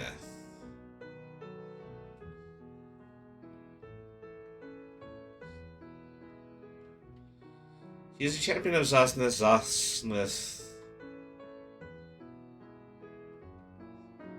being the only god who wishes to directly influence human affairs.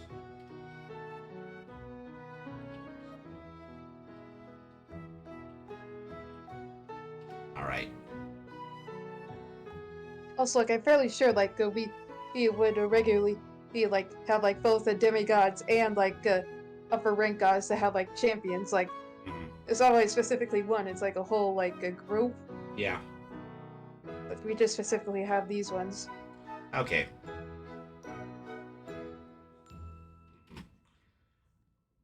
It's kind of like separate kinds of cults for each god. Okay. It has been Gardenia's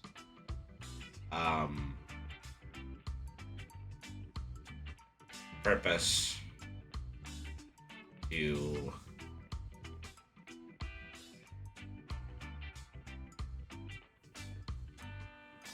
create beauty, create the to I got a better one. Okay, spawn the concepts of art and beauty across primitive cultures in multiple dimensions.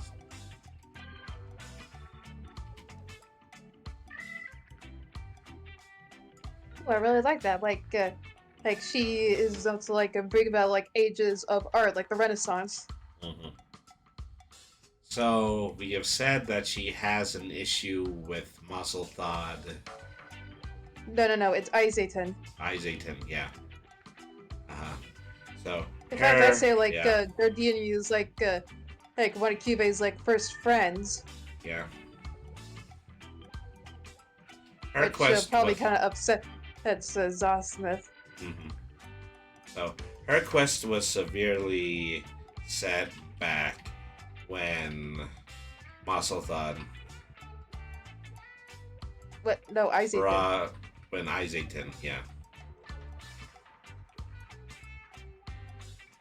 Let's see if I can do this again. Yeah, yes, Z-E-I-T-E-N. Still got that wrong somehow. E-I-T-E-N.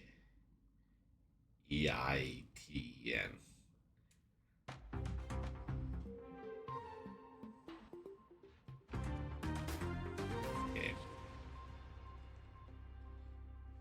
Her quest was severely set back when Izatan destroyed the planet's surface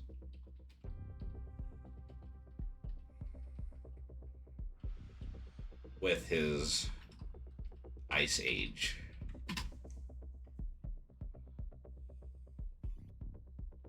And that's something Alright. we have to go back and put in Isatan's profile too, is that he brought about an Ice Age that resulted Yeah, in the fact that he went original on like extinction, yeah. multiple Ice Age apocalyptic rages. Mhm. Well, we'll call it the Ice Rage, and that's just going to be the way that it's always referenced to. Yeah.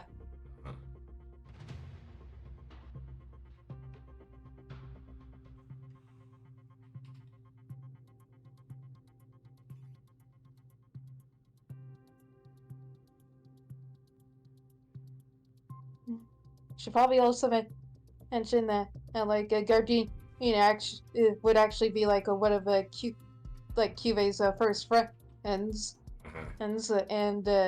and probably doesn't like and Zosnith probably doesn't like that he likes Cuve. And it's like you shouldn't be around this thing. It's disgusting. Yep. So since then, she became the initial protector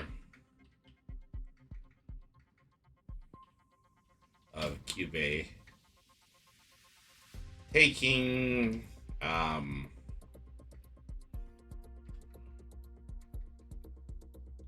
taking care of him in the wilds and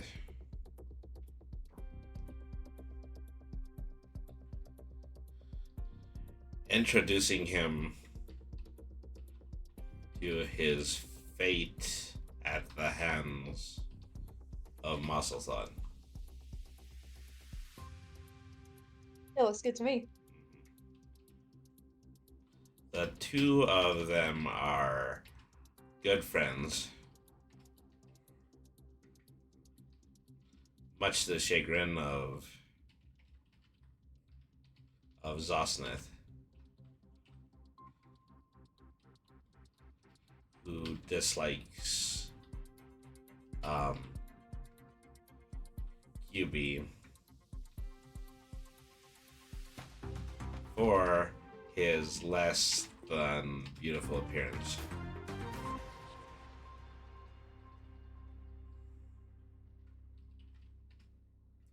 All right.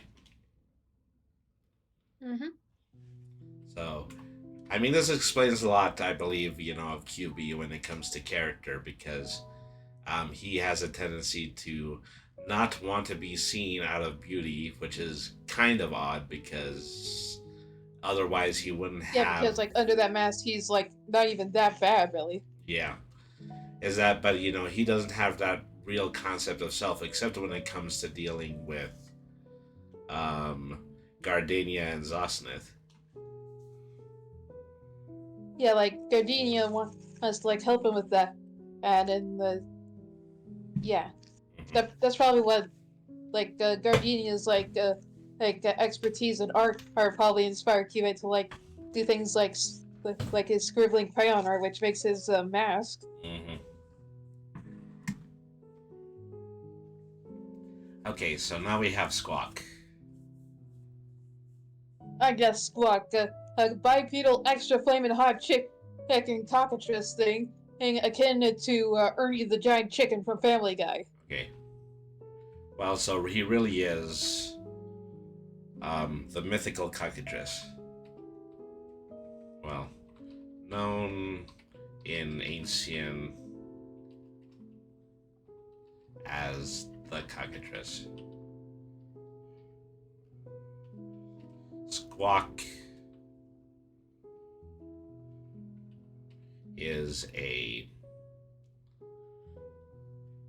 rooster. Is that rooster? It is rooster, right? Yeah, rooster is pretty much the term for a male That chicken. is, yeah. Of course, there's another term, but I don't think I'm allowed to say it. What, you mean flaming cock? Now you don't have to say it. Flame it hot for her pleasure. Yep. Squawk is a rooster that is composed entirely of flames. No, not really. It's just like Uh-huh. like feathers that are like similar color to flames, but it's not like he's always on fire. He just Squawk has is a like rooster fire that, powers, yeah. but due to like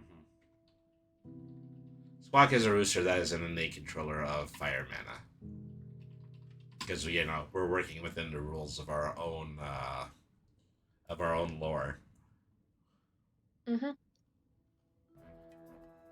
So the champion of different sorts of mana.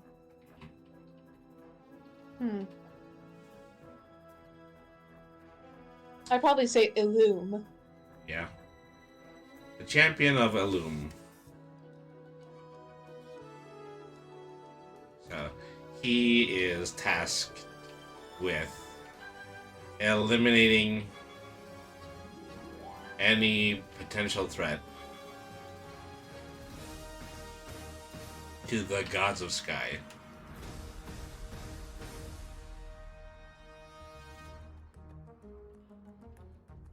The gods of the sky through fire, using fire. Yeah, all fire. Uh-huh. Like we're going far beyond El Polo Loco here. Mm-hmm.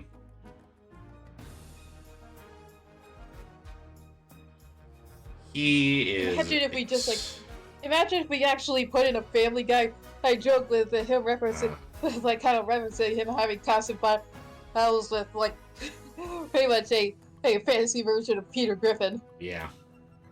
So he's an extremely impatient mortal, wanting to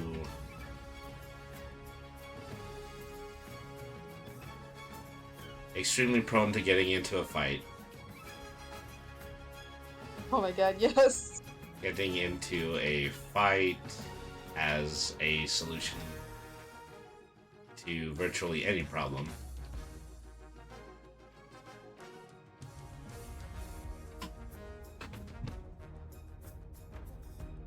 Yeah, but whether it be, whether it be something as far as like actually having to deal with like a genuine threat to like somebody complaining that you gave them like an expired coupon. Mm-hmm.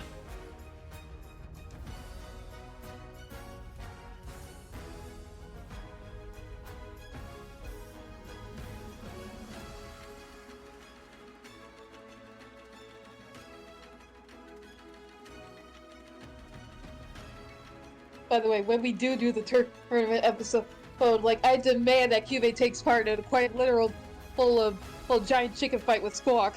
Yeah, that's certainly something that we can do. Yes, Okay. I love it. So, Porcus. Porcus, like sea lion knights, pretty much like the exact polar opposite of Marin, being like pretty boastful, full of himself and vain. Uh-huh. So, a sea lion person. Let's use all three hyphens. The champion, and I'm assuming the ocean Maskor. god. Yeah? Yep, Maskor. Yeah, Maskor.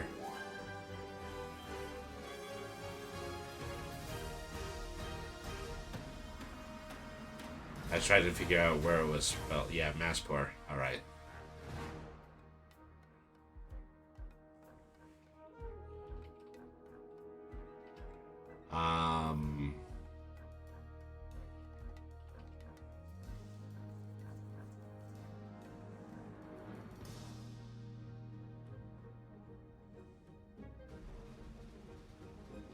And an innate controller of water mana.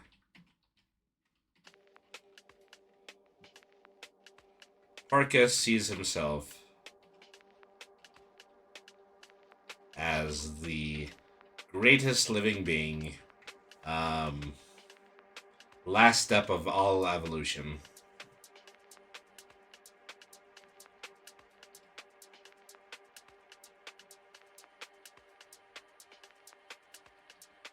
And the champion of all life as a result of his association with the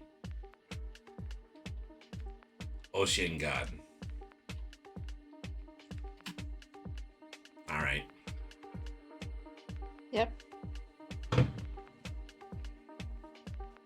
Maybe there should be a joke sentence, so like whenever he shows up, there's somehow also a large appearance of like a girl, well, a fangirls like holding things like signs or something like that. Yeah. It's just, you know, So kind of like how he- in like the Pokemon anime, like Gary just showed up with a whole bunch of cheerleaders all over the place. Yeah, just like that. Surrounded Yep, literally just like that. by other evolved fish. Well, by other evolved ocean creatures who serve as his cheering section. Yeah, except he's not really like as big of a jerk as Gary. He's just like kind of like a big dummy. You know, So he kind of like ta- a himbo. Yeah. He takes personal offense at any creature who might see him as less than stellar, but takes particular offense at other ocean dwellers who do so. Ooh, that's probably gonna make him like a really rival Marin, huh? Yep. That's probably what the fight in the quote unquote tournament is going to be. It's going to be Porcus versus Marin. Oh yeah, like pretty much characters like switching out to fight other champions. Okay. All right, now them is like a whole bunch of like what would regularly be smaller creatures, pretty much combined into one single larger creature. Or hence why they don't have them. Doesn't have a name. They just take as them. Okay. Okay, is an assemblage of tiny sentient I want to say pill bugs.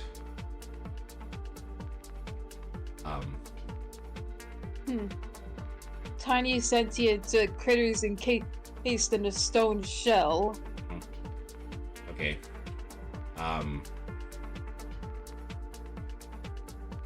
Would they be Arthrophae? No, I think Oh. I think it's not really known what these things like even are. Probably maybe like some kind of species lost to time or something. Yeah. Them is an assemblage of tiny sentient creatures of unknown origin who hide perpetually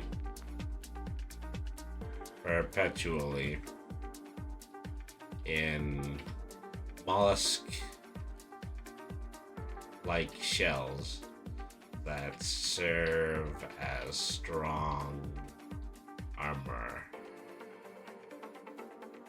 Devin says, sorry for the inactivity tonight. It's been an exhausting weekend, so I've been resting and working. Don't worry about it, Devin. I do Don't worry appreciate about it, man. And Yeah. like it's like that for everyone. They are the champion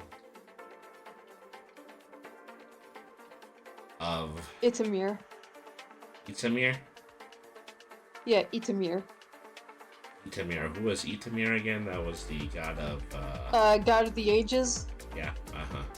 Okay, of Itamir. Okay.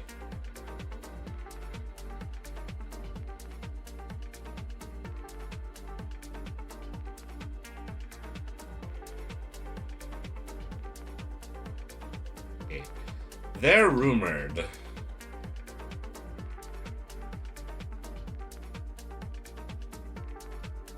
to be Itamir's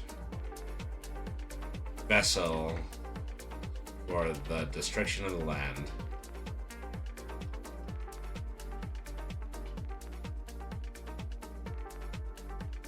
And assumed to be a plague of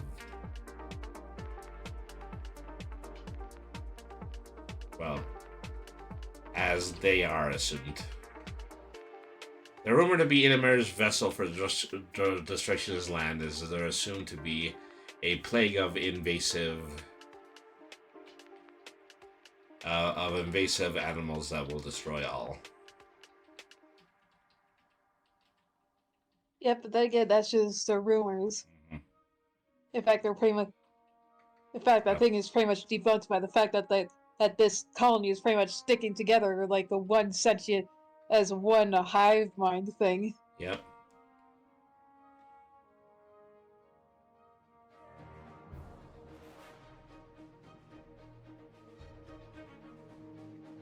Oh, I should put that in as well. Who possess a hive mind.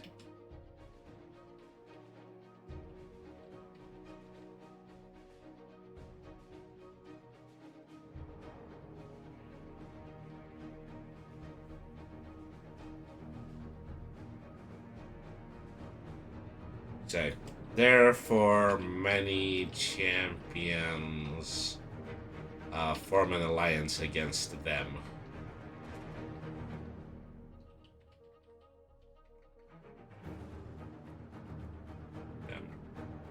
as his true nature is difficult. Well, difficult to understand as his true nature is far too unpredictable.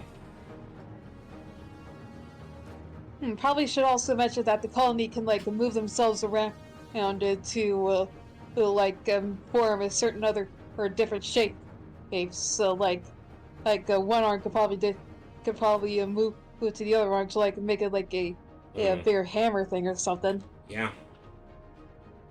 Okay, that shift into multiple shapes. Various kinds of weaponry. Uh-huh.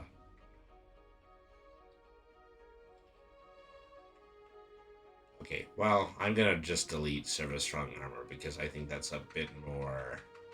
It's a bit more on the head to say that it's a shapeshifter.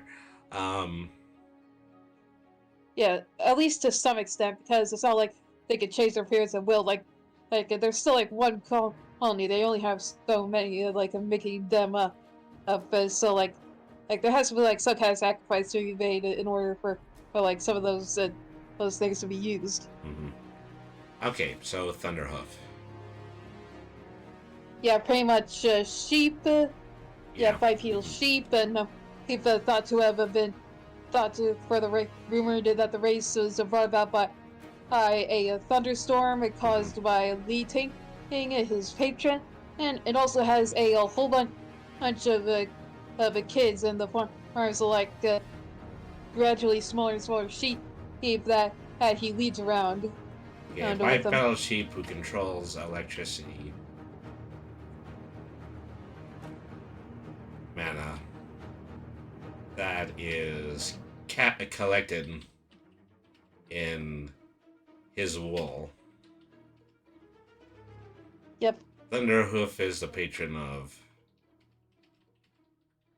Li Ting. Li Ting.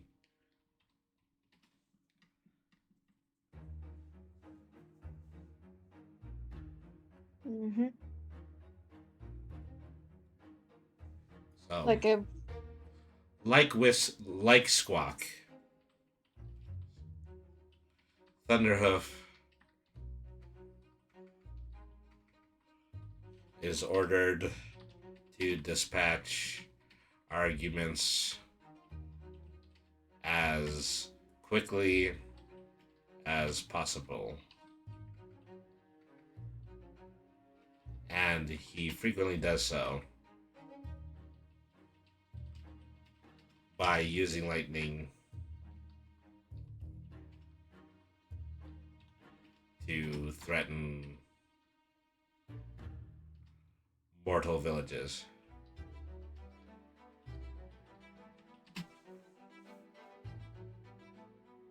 All right, looks good. Hmm? I said, all right, looks good. Hmm? What? So I was just looking at, Illum. Well, I mean, because since the two of them are cahoots, there's no need to explain that further than that. Okay. Yeah. Iacus. Or Icus. Icus. Icus. Oh, yeah. Oh, Birdman. Really weirdo Birdman. Yeah. And like, champion of the Corrado, I think it was. It was like champion of, pretty much champion of the goddess of the skies. Yep. Oh, wait, so, Li Ting isn't the goddess of the skies? Oh, what? I got my wires crossed somewhere. Yeah, Li Ting isn't, the goddess of the skies, Was the goddess of ideals. God of ideals. Mm-hmm. So I'm gonna have to, just throw something in here. Yeah, Corrado is the goddess of the skies.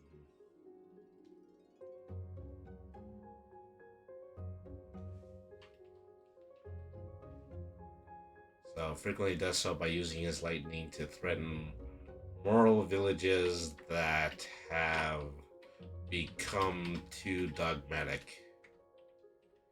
Because that's the way that lightning is always used in myth anyway. Yep, pretty much you pretty much hear it like whenever like somebody gets struck by lightning thing. Like that was like a direct fuck you from God. Mm-hmm. Okay, I guess. I Res- guess like Resembling like I was like saying, absolute weirdo bird man.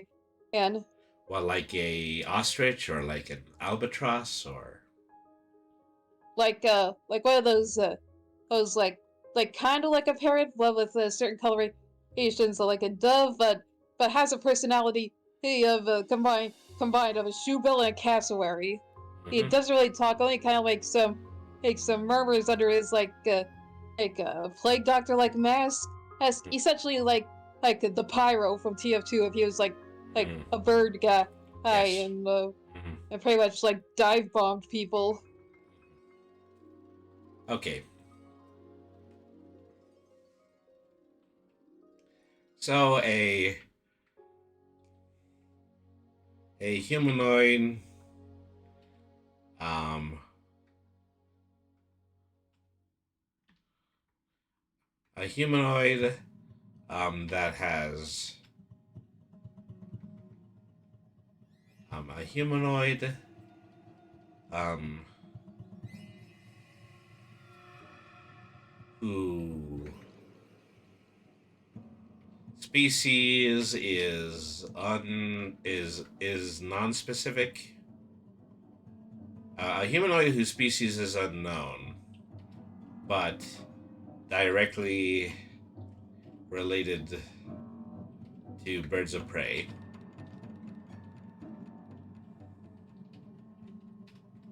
And things like corvids. Uh, yeah, directly related to a corvid.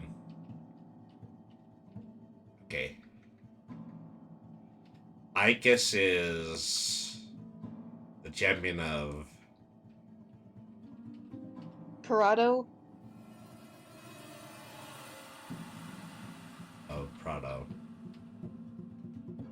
I No, spell that right? Corrado. Corrado. Hold on, let me I'll Uh, get that. Like 1 second. Let me just get all the way up here. All right, here's yeah, Corrado. yeah, that's it. All right. Um, like the other sky gods, he is also intended to diffuse any argument, but he does so by trying to um, instill fear in his opponents.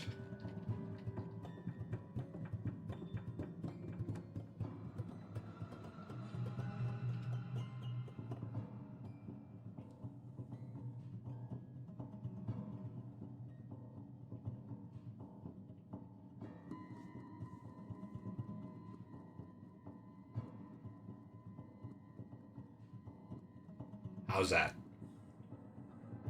Yeah, that looks good. Mm-hmm. Okay.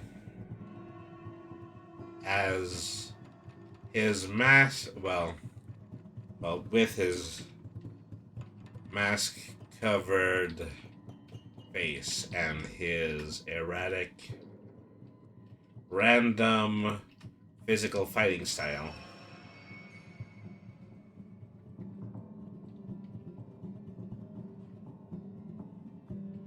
he is quite successful in winning the battle not fought. Good way of putting it. Mm-hmm.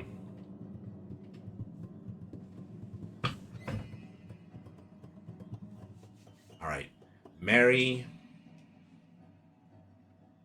All right, elvish is like a thing, but not exactly like an elf. Well, like also kind of like I don't know, alien-ish, like champion of the Nanai.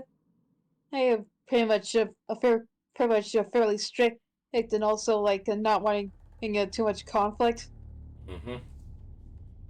Right, the champion of Menai. Yeah. Uh-huh.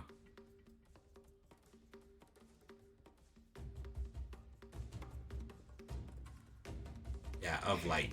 Okay.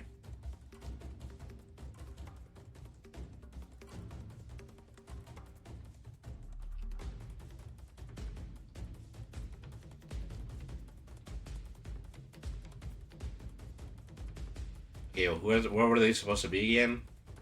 They were Something kind of elvish, but uh-huh. also kind of like some kind of fae thing, and not exactly like an Arthur fae, but Mm, still, it's like kind of mixed a weird like fae, where it's like mhm. pretty clear that it's not really a humanoid.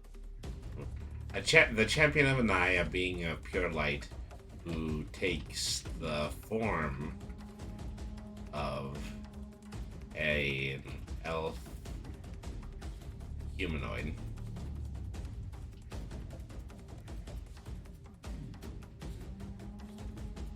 Mm-hmm. Anai is difficult to see,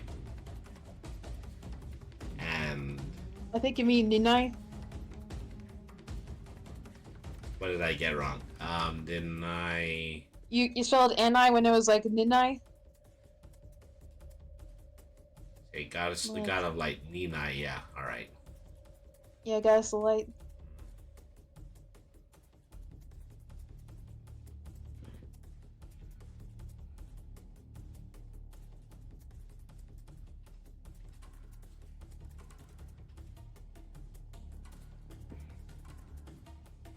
Say, Anai is difficult to see, and her light mana focused abilities are too um, powerful for most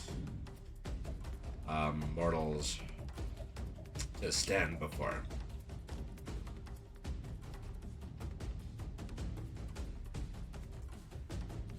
Yeah, Well, that would kind of yeah, like make Mary a certain messenger. yeah. So, who's the messenger? Like Mary, like a All right. champion, like Ninai's like champions, Mm-hmm. Yeah. pretty much to act as stand-ins, Mm. because Well, yeah. like typical Mortals that do is see and I will probably go blind, like my eyes. Yep. Kind of like that That's what once the the Grumble sun. stand getting burned alive by a rainbow. So while undefeated, well, undefeatable to most champions, she's lost significant ground to um, other elementals like Squawk and Purgus. Yeah.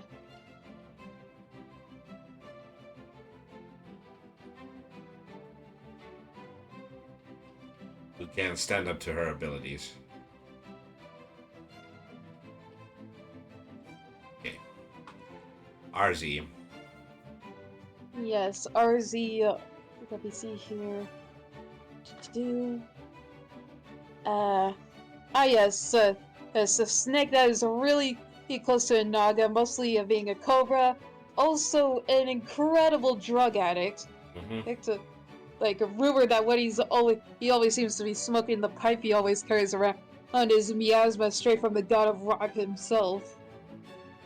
So that was a sentient giant cobra. Yep, with arms. Uh-huh. Yeah, sentient giant cobra, known to the mythical world as a naga.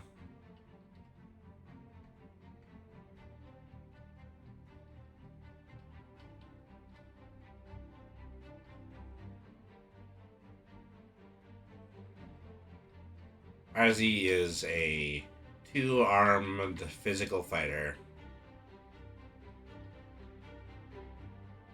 who Yeah, his main means also- of attack are like spitting poison and like hitting enemies like with his big old tail, including pretty much strangling them. who also spits venom and constricts opponents in his snake coils. Okay. Despite his obvious viciousness,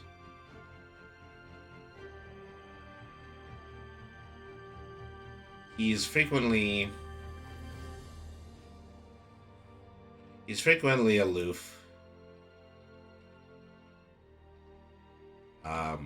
And he's frequently aloof, considering himself a perfect gentleman.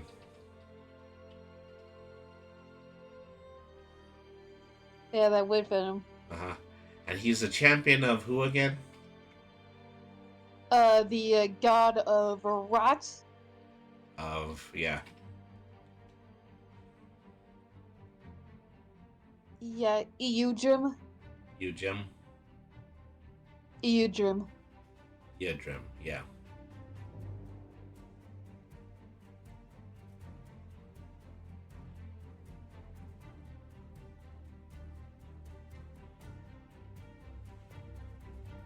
Alright. I should also mention that he is quite a fan of smoking stuff.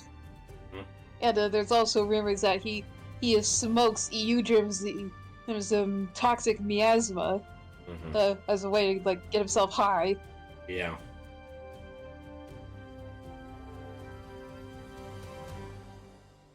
Okay, frequently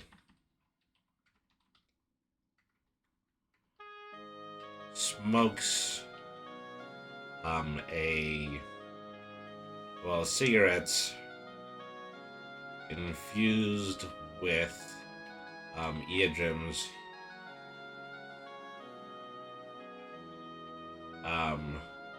rot, along with various lethal poisons. along with various lethal poisons,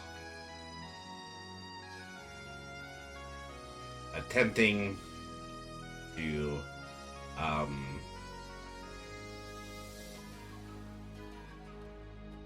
eventually embody all poison the same way elemental champions embrace their mana. Yeah, sounds good to me. Alright. Rorzok. Really big crocodile guy. Always wears the things like leather, metal, and punk stuff. The champion of Terra, the god of lane, and yeah, pretty much the embodiment of a big punk biker or a rock dude. Okay, so a refugee from a future realm beyond most mortals' comprehension.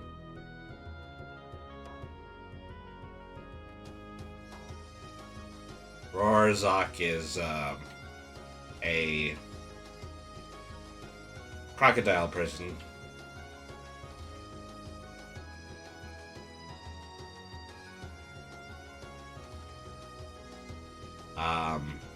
Dressed head to toe in animal leather.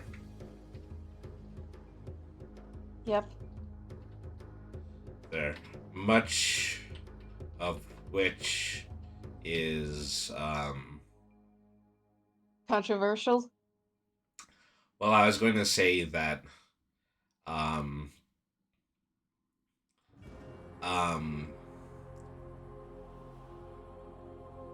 What were you gonna say? yeah, most of which comes from different dimensional fauna that he hunted himself. Ooh, I like that. All right. So he is the champion of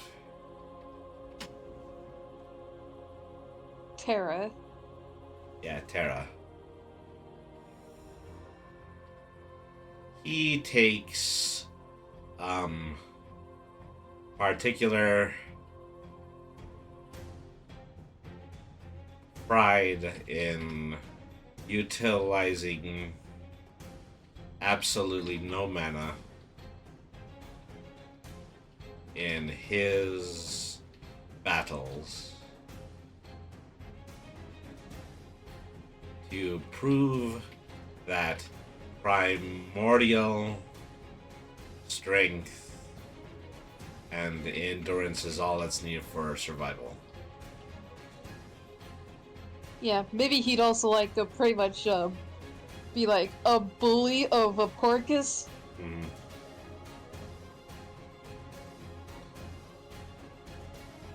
Yeah, but also like in his spare time, he does partake as the lead singer and guitarist of a heavy metal band that he calls Tectonic Pain. Mm-hmm.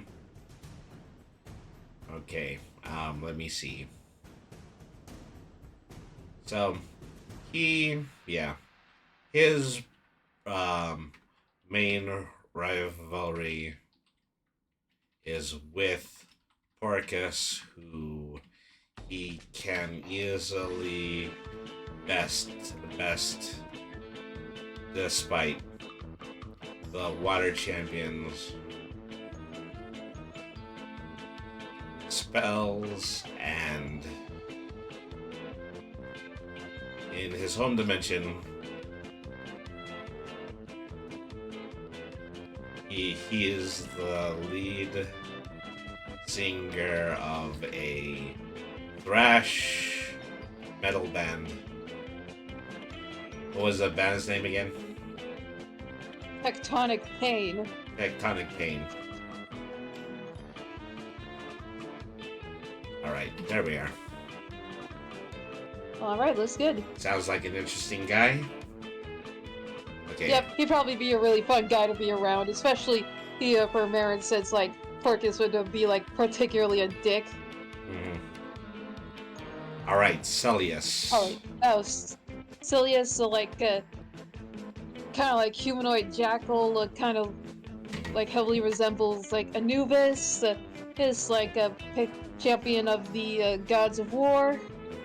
Who in myth was once worshipped. Well, was not. Well, no, he's not worshipped as a god, because if he was, he wouldn't be here. He'd be part of the pantheon. Yeah, but nah. Who in myth was once referred to as Anubis?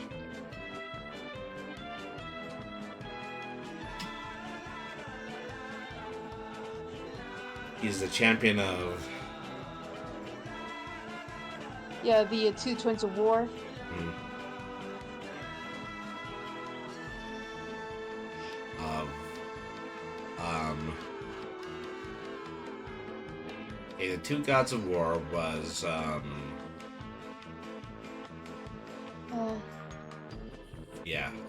Veneer and it was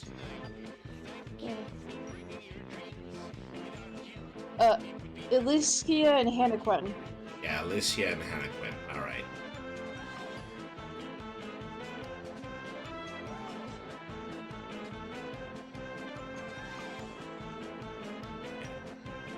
While he is a wielder of shadow magic, of shadow mana, he much prefers to engage opponents with a multitude of deceptive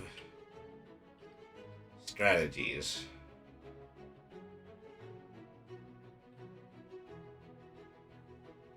Looks Taking, good. the full, taking full advantage of his extensive training under the twin gods of war to greatly outclass his opponents.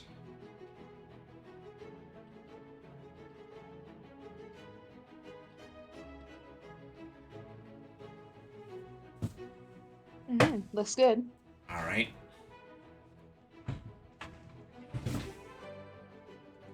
Okay, Zip. Zip,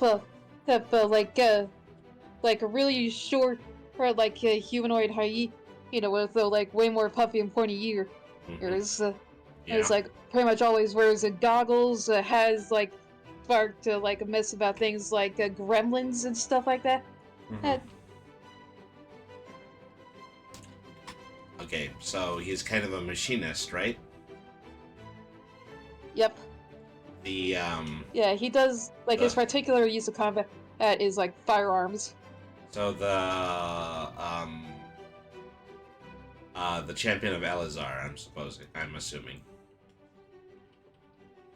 Hold on 1 second. No, he would actually be like a champion of.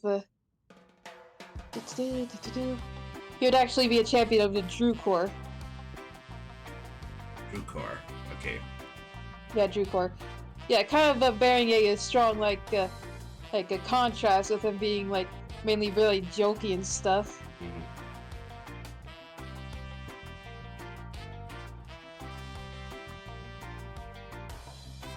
Can you feel the vibe? Okay. Give me the beat.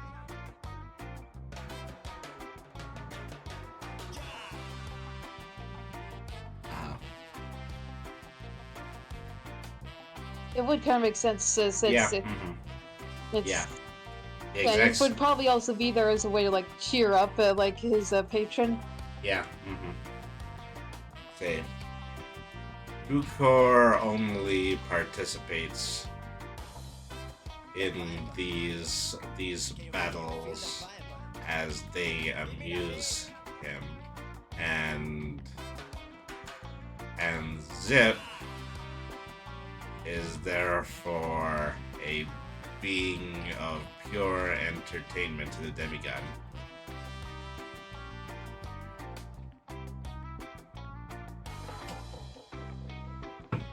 Yeah, looks good to me. Mm-hmm. He probably like really like he really likes collecting things like precious gems. Mm-hmm. And so like spends most of his time like in the places like dark caves, like has the goggles. Like he probably wouldn't see too good in the things like bright lights. Mm-hmm. So let's see. Zip's own battle plan is seemingly completely random. Most often relying on guerrilla tactics using firearms. And also maybe explosives. Yeah, using firearms and explosives, but resorting to feral fighting when all else fails.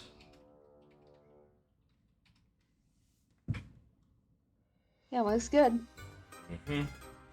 So, well, there was something else that you were just saying. You were saying, Yeah, pretty much liking it to like collect like pretty much steal things like shiny gems. yeah, he is also an instinctively greedy person.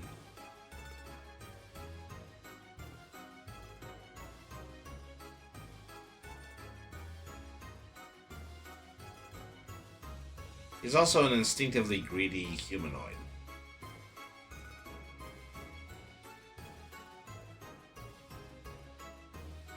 To the extent that he can be distracted quite easily by any object that catches his fancy.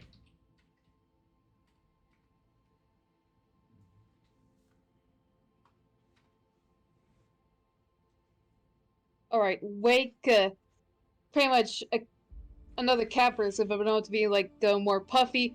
Yeah, but more like a cat ghost, which yeah, cat go was like playing off the things of like cats having 9 lives. Visible signs of injury like bandages, stitches, and bolts in his head. And a champion of the god of Nur, her kind of a dark jokester, her but still a jokester nonetheless. Mm-hmm. So which one was Nur again? That was the god of chaos? Yeah. Or no, god of death. Yeah, god of death. Okay, Wake. Okay. Champion of Nur. The god of death.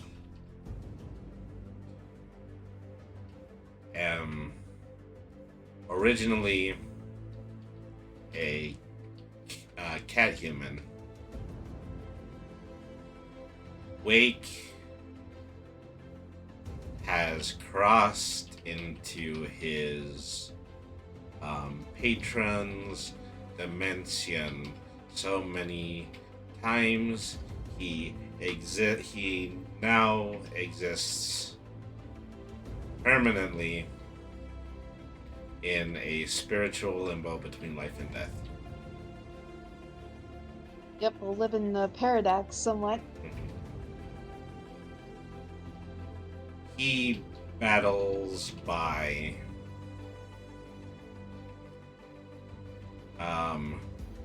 using his Probably a lot. Shadow mana, probably. Yeah. He battles by using shadow mana to take multiple amorphous forms. And probably uses various kind of spells like hexes. Well, he battles by using shadow mana to shapeshift constantly. And use his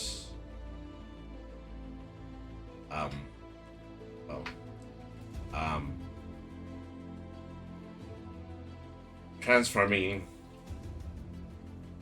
his limbs and tails into a multitude of weapons, growing spines on his body, or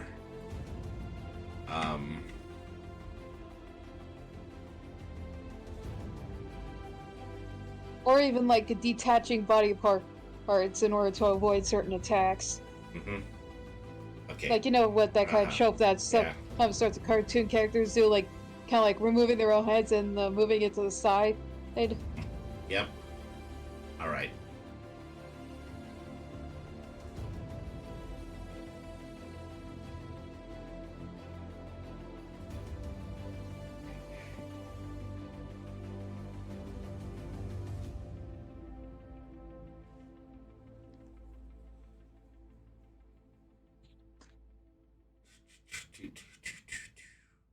So many maybe like despite it working like right what you were gonna write, but also should probably mention that unlike even despite like working for Ner, or he's still a jovial he's still a jovial humanoid.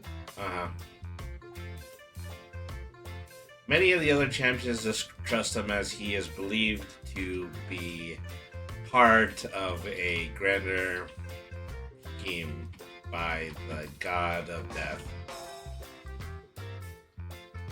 to populate his empire. Populate the living with the dead. Yeah. However, he is... However, despite his deadliness, he is quite jovial and benevolent.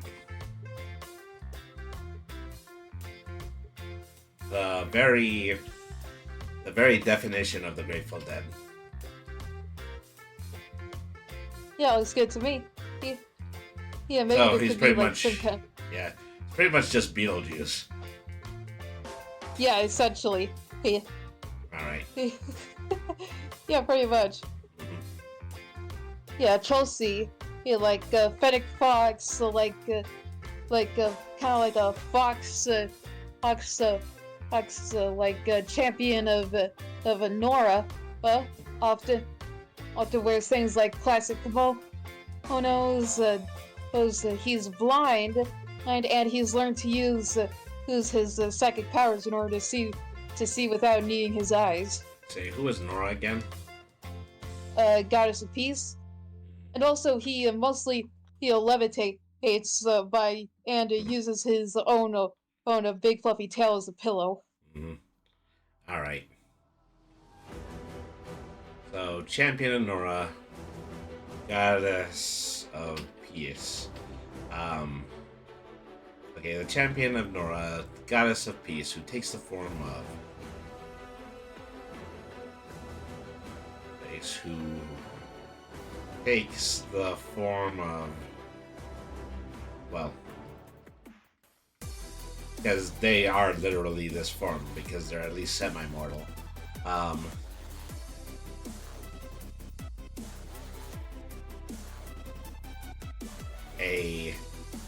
You said a fox? Yeah, a fox. Yeah, Uh-huh. kind of like inspiring legends of things like Kitsune. Mm-hmm. Champion of North, yeah, so is it a multi-tailed fox? No, like Uh-huh. he just has like one tail, but even then it's kind of like hard to tell if he even has a tail because he's always sitting on it as a levitating pillow. Yeah. Okay. A brown fox who has spawned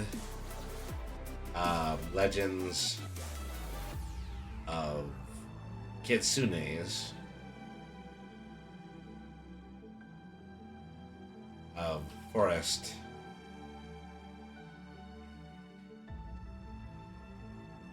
Echosi seldom involves himself in fights.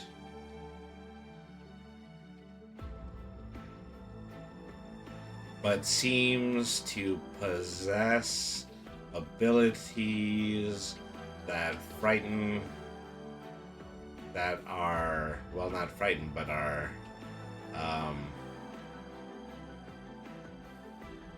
They're powerful enough for him to easily hold his own. oh yeah, full enough to prevent any preemptive attacks against him.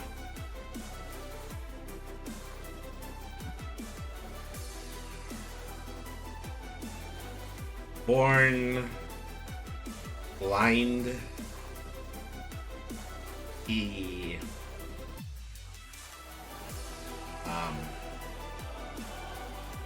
has extensive command of all his other senses and replaces his innate sight with a powerful telekinesis.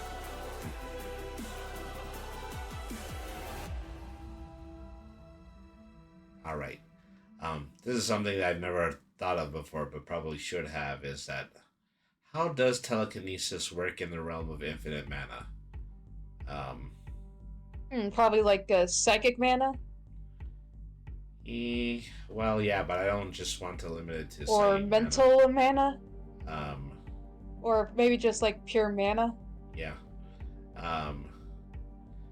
You know, I think I would call it kinetic mana. Oh yeah, sounds good to me. Control over kinetic mana, which allows him to move objects with his mind.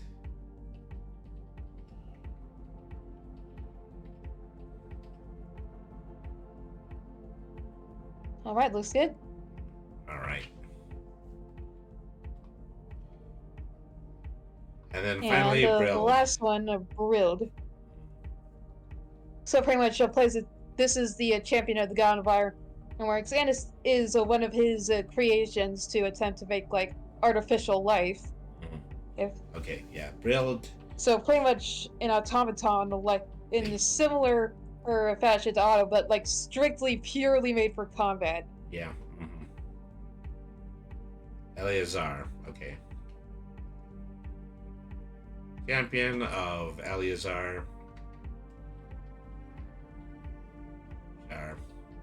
Brilled is an automaton built following the Ironworks god view of the war-torn lands. Okay.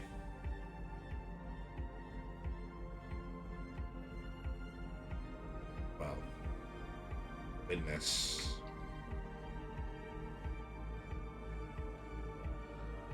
Brilled is a being who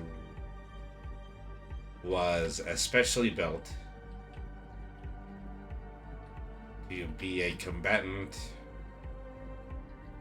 in the Colosseum. Thus, he sees very little of himself,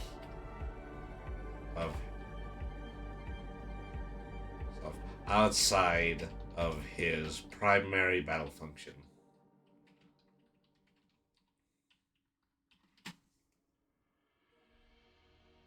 Yeah, looks good. Mm-hmm. So, Eleazar has yet to see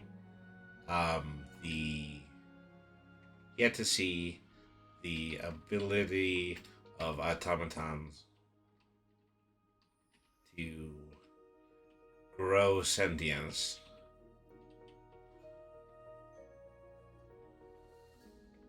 However, and may yet see the day that Brilled may want to leave the arena to seek another path. Okay, there we are. All right, looks great. All right. And So that's yeah, pretty much it. yeah. So we ran a bit close to 3 hours. I mean, last time we were 2:30, and then the time before that we had gone up to 2 hours before. But we are making significant progress when it comes to all of this. Sure are, Brady. And so, is that there's a very good chance that we might see an announcement for the completion of this book pretty soon. Yeah. Something that I want to do just immediately following this is to provide NPC character sheets. We're probably not going to provide them for every NPC champion, but probably for the most significant characters like Mazelthod and QB and Izayton.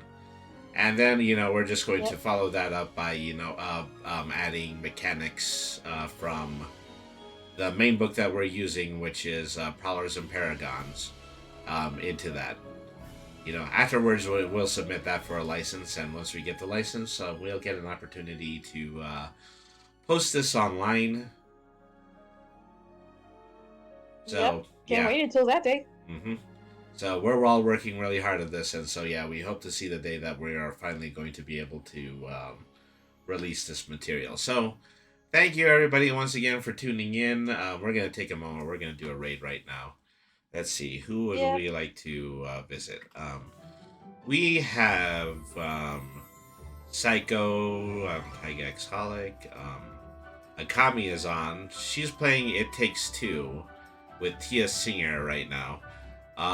Let's see, Soulstone is on, also, so, I think I'm going to just go ahead and do that. We're going to go over to Akami, and, she's in the middle of playing It Takes Two. Is a game that I unfortunately have never seen too much of because I don't usually play Yeah, co-op. me but neither. yeah. So we're gonna go ahead. We're gonna head over and we're gonna say hi to her. So thank you everybody once again for tuning in. Remember, BRNY means smart. Nothing is too hard if you use your head. Always be the change that you want to see in the world. Have a good night, everybody, and thank you very much for watching. Yep, good night, everyone. Goodbye.